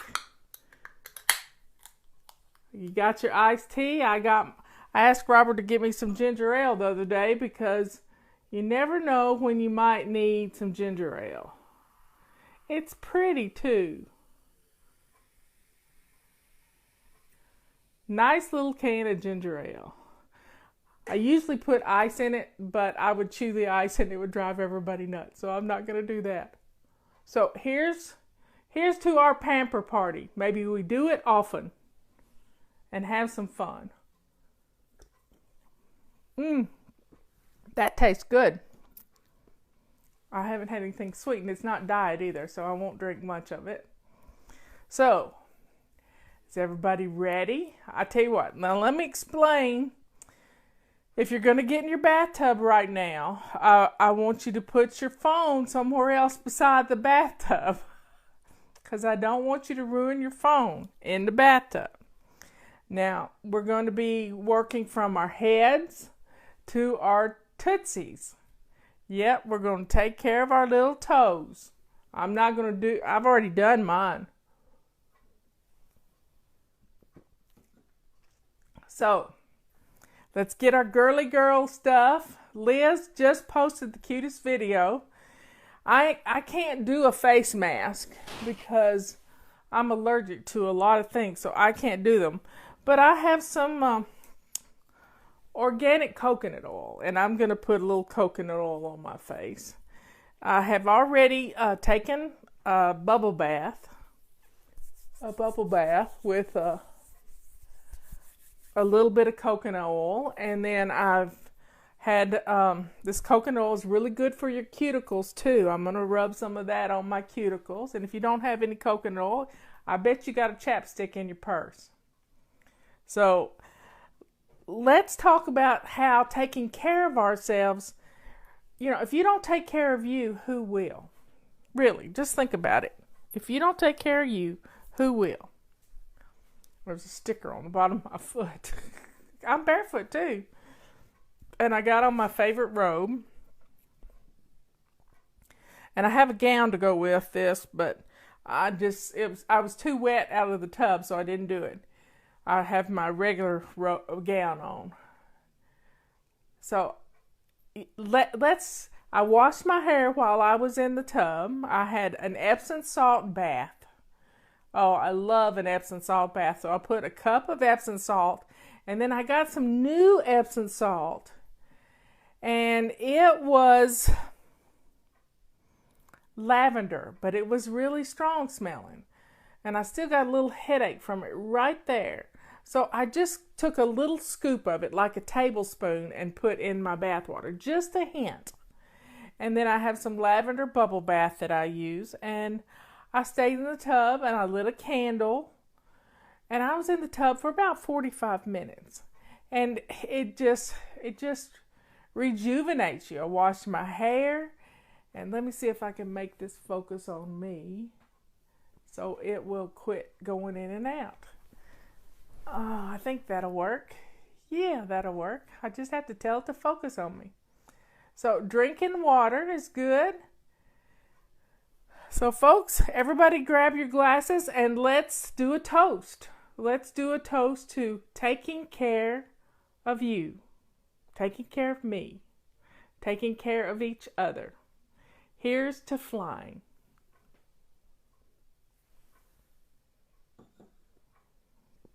Now, I'm not big on nail polish.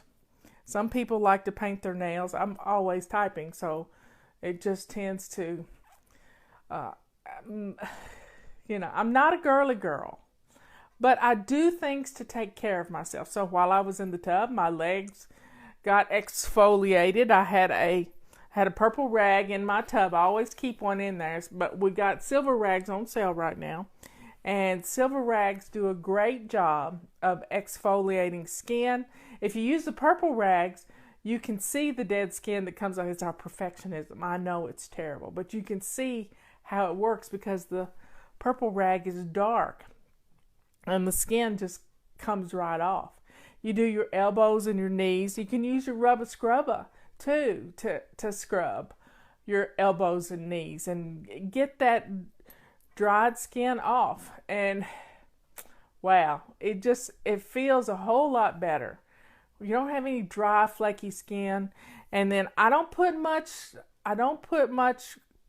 coconut oil in the tub, maybe about a tablespoon, but then your tub is really slick, and I have a little rule. Once I've used coconut oil in my tub, I put the coconut oil jar in the bottom of the tub so that it reminds me to, hey Jay, no boys allowed. This is a girl time. That's my brother-in-law trying to crash our little party. No boys. I'm teasing him. So, we're going to have a girl party. Now, you don't want to fall in the bathtub, so you have to be real careful that it doesn't get slick on you. And you can put a little soap in the tub and everything will be okay. Now, I started with my hair, so I washed my hair twice in the tub, so it was really squeaky clean. I'm teasing Jay. Love you. That's my brother-in-law.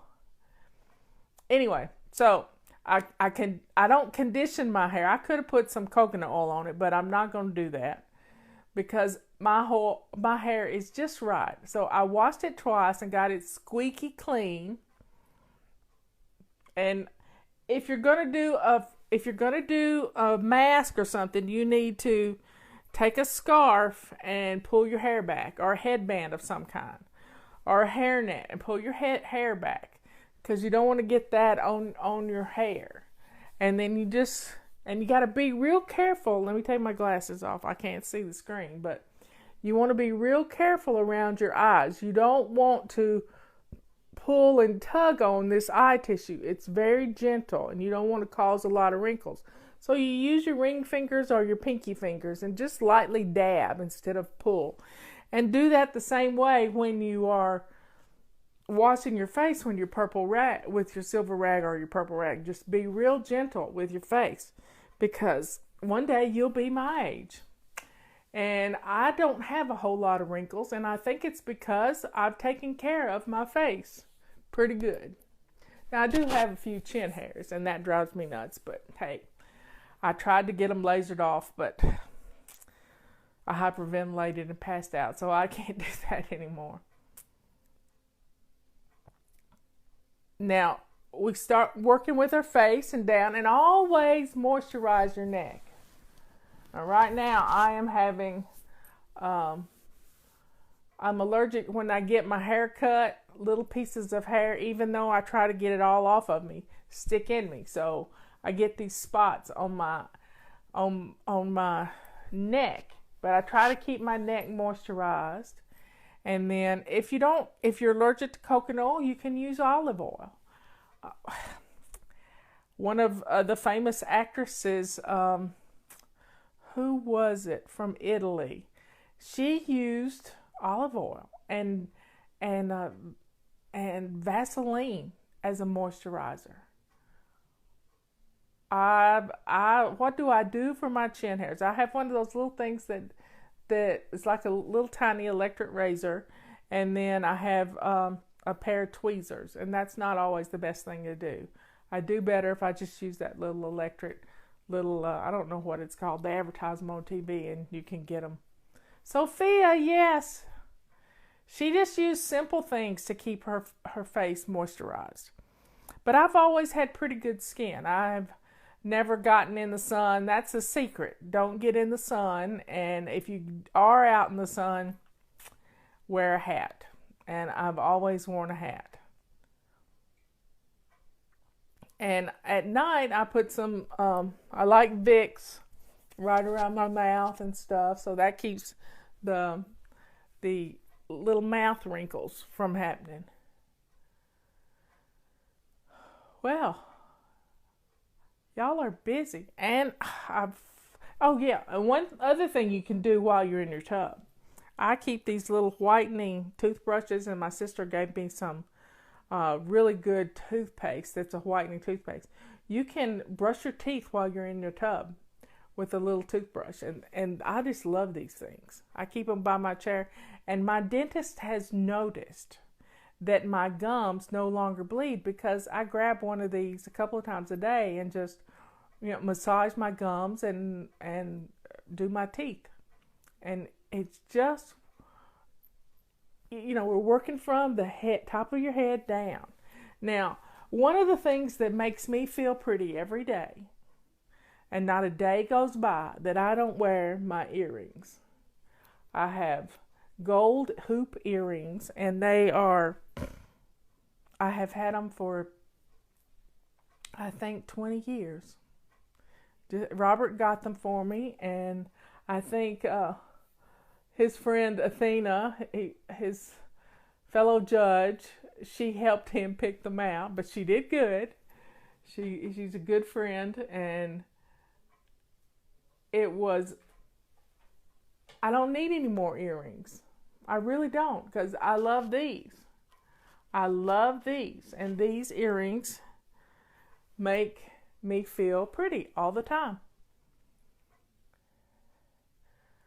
Yes, how do you use coconut oil in your hair? Well, the thing you have to do is it's like a hot oil treatment. Well, earrings hurt your ears if they're not. You can get some surgical steel earrings. The post are non-allergenic, or you get a pair of gold earrings. You have to get really good earrings. So that's why I don't wear a lot of different earrings, because earrings hurt my ears too. But I don't even know I have these on. Where is Robert? Robert is watching a Star Wars movie, because I told him we were going to do this today. And he is in the living room, and he's got the sound up. If you hear, a lot of laser fighting, he's got Star Wars. It's the one that was made in 2005. So he's enjoying his Star Wars right now till I'm through with this. Sterling may be good, yeah, but I don't wear silver. I wear gold. Gold rings, gold earrings.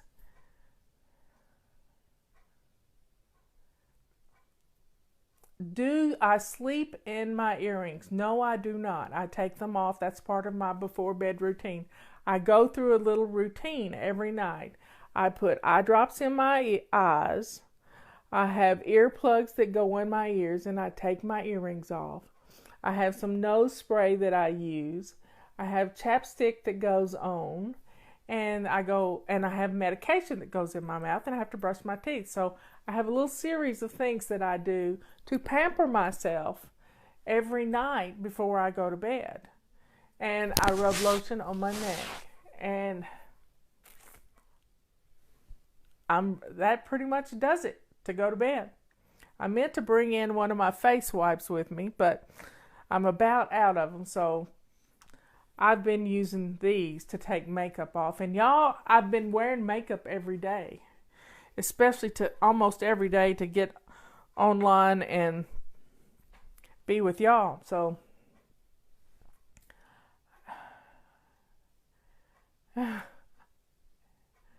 well, for Elizabeth, we're all in this together. We're a team. And even though you may not know any of us personally, there's somebody else out there that is struggling with the same things you are. I mean, I was so proud of Liz today. She had an emergency in her neighborhood, and she was ready. She was ready. Her neighborhood was on lockdown, and she was able to grab the babies and get down in the basement until the emergency had lifted. We're all in this together. My first book, Sync Reflection, was dedicated to those of you who are suffering in silence, thinking you're the only one who lives this way. Well, we've all been there. We've all been there. We've all done that. And now we're not stupid. We can learn to do things a little bit differently. So let's work our way down to our toes, and let's think about what's next. Now, while I was in the tub, I got my pits under my underarms taken care of, and I used my purple rag to scrub them really well, because you know what? Your deodorant will build up, and the purple rags will take that buildup away. We've had testimonial about that. She was an older lady, and her deodorant just quit working, and she couldn't figure out why. She changed the deodorants, she did everything, and finally she just gave her pits a good scrubbing with a purple rag, and she couldn't believe the gunk that came out from under her arms. Now, paying attention to those sort of things, we don't even recognize that it's just something we do every day. We don't think, I can't do it because I'm allergic to deodorant. I just start itching like crazy. So then you got your elbows, and your elbows get really crusty. But if you're eating enough oil in your diet, some good olive oil, and I'll be sending out an olive oil testimonial in the next couple of days. But olive oil will change your life. You can use it to rub on you, and you can eat it. And it's a good oil for your body. It's a short chain triglyceride like coconut oil is.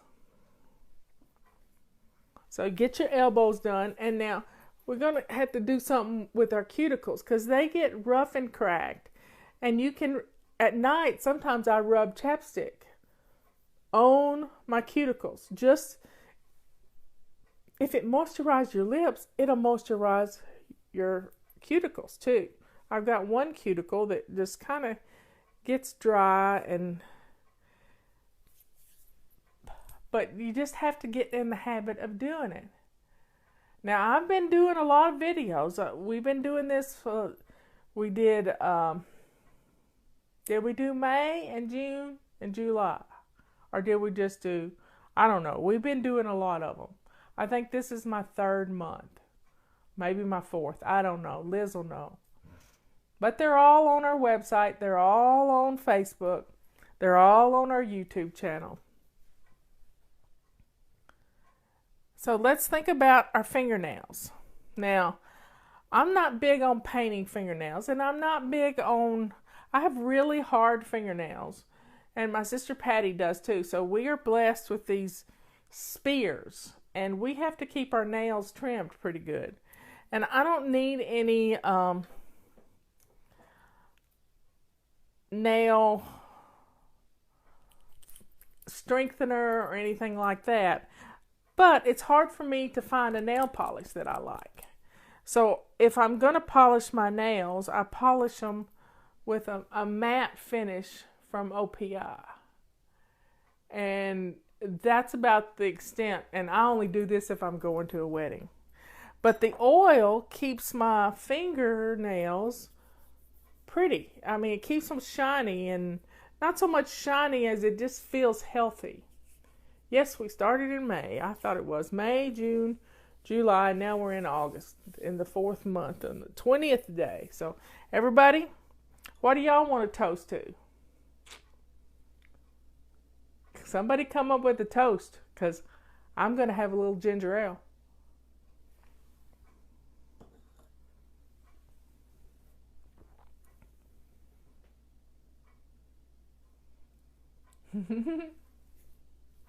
You know, Erin, if I'd had a little girl, her name would have been Erin. Yep, I liked that name. But I had a little boy, and his name's Justin.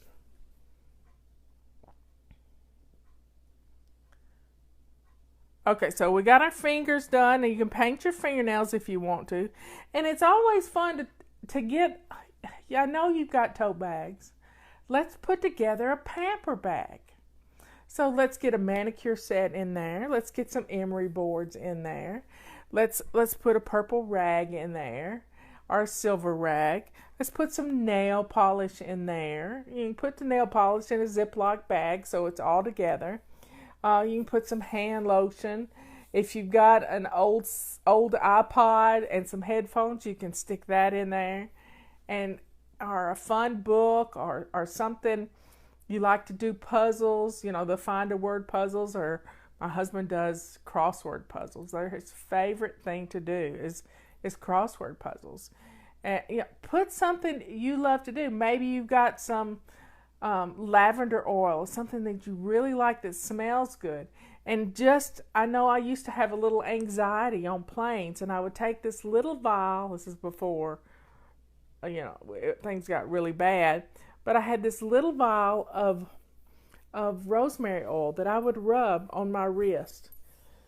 And I would just smell it. And when I go to the dentist office, I break off a piece of live rosemary, and smell it the whole time I'm in the dentist office, because that smell keeps me calm.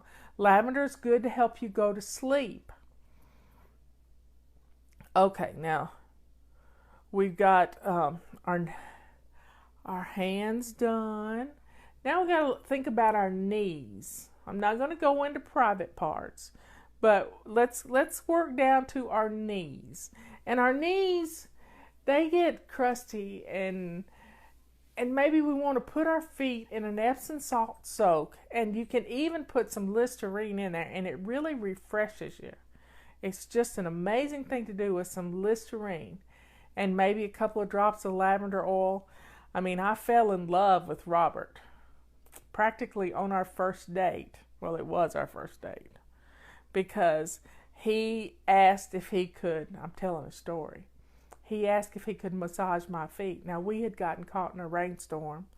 I had on a mushroom t-shirt that had puffy mushrooms on it. I had gotten soaking wet with Carhartt shorts, wool socks, and hiking boots. And he wanted to massage my feet. I thought I was going to die. So he made a foot bath for me with some hot water and some alcohol and some lavender oil. And he put my feet into soak, and wow, that felt really good. He was a keeper. I told my sister that night that I was going to marry Robert. And she says, "You're going to jinx it. And in November, we'll be married 22 years. Thank you very much. God found the right person for me. He spoils me rotten." And I keep lavender oil by my bed. And sometimes I'll rub, I have a little roller of lavender oil. And I keep it right by my bed. So if I'm having trouble go to sleep, I'll just rub a little bit on the top of my hand right here, because I sleep, or I rub it on my pillowcase. And oh, it's just wonderful.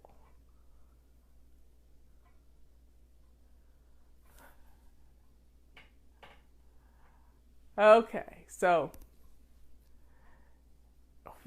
we gotta, if you're gonna soak your feet, it really makes it much easier to trim your toenails. I promise you, it does. You don't have to go get a pedicure. I don't like anybody touching my feet, but I let Robert.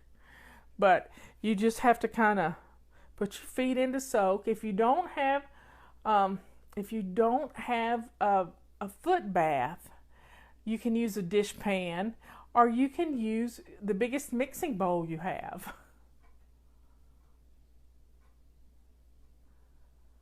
But just a touch of lavender oil with some alcohol, or if you don't have any alcohol, try some Listerine and some hot water, and you're going to love it. Absolutely love it.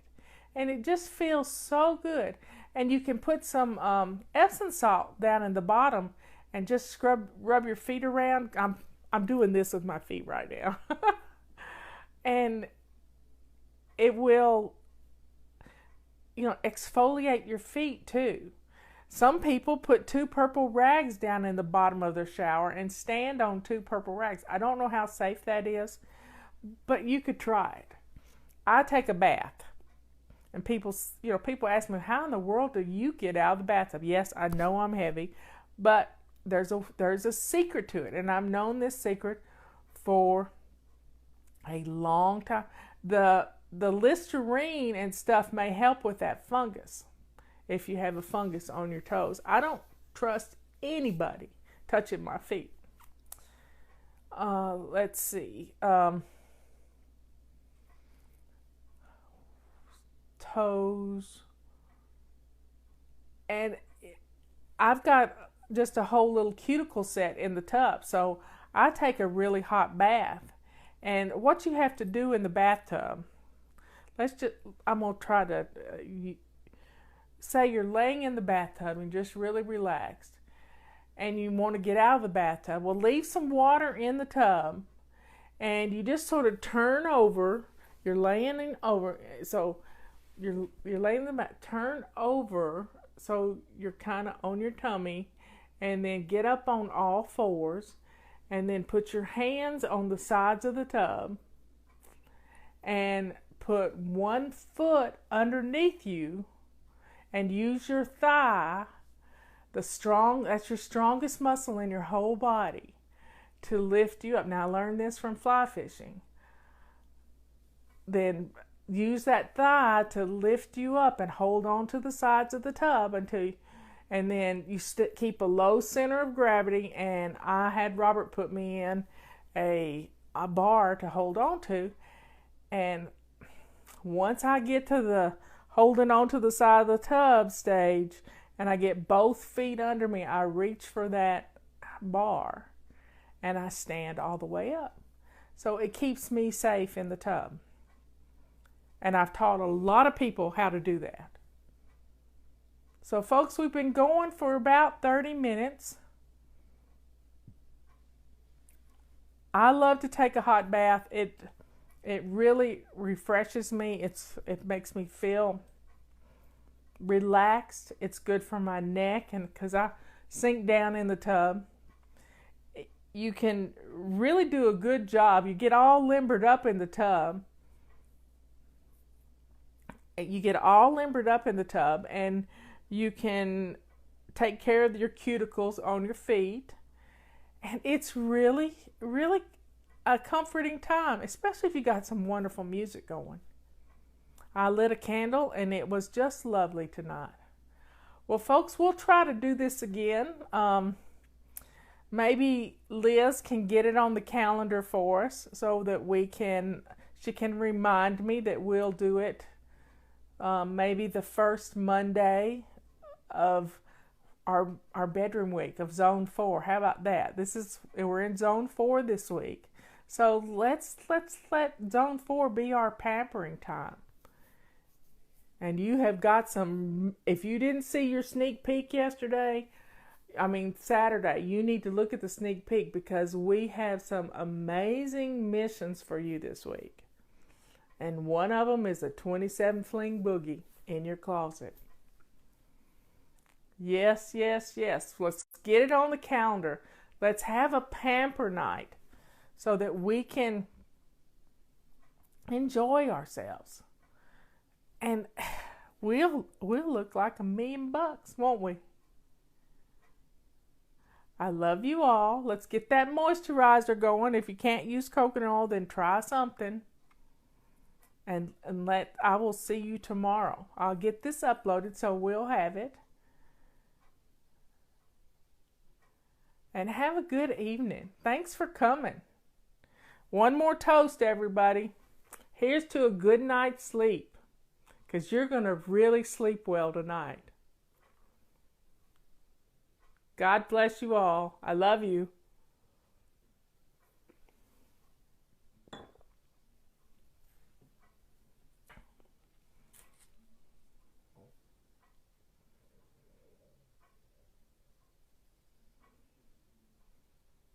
I don't even want to go. Look at y'all. Love you bunches too.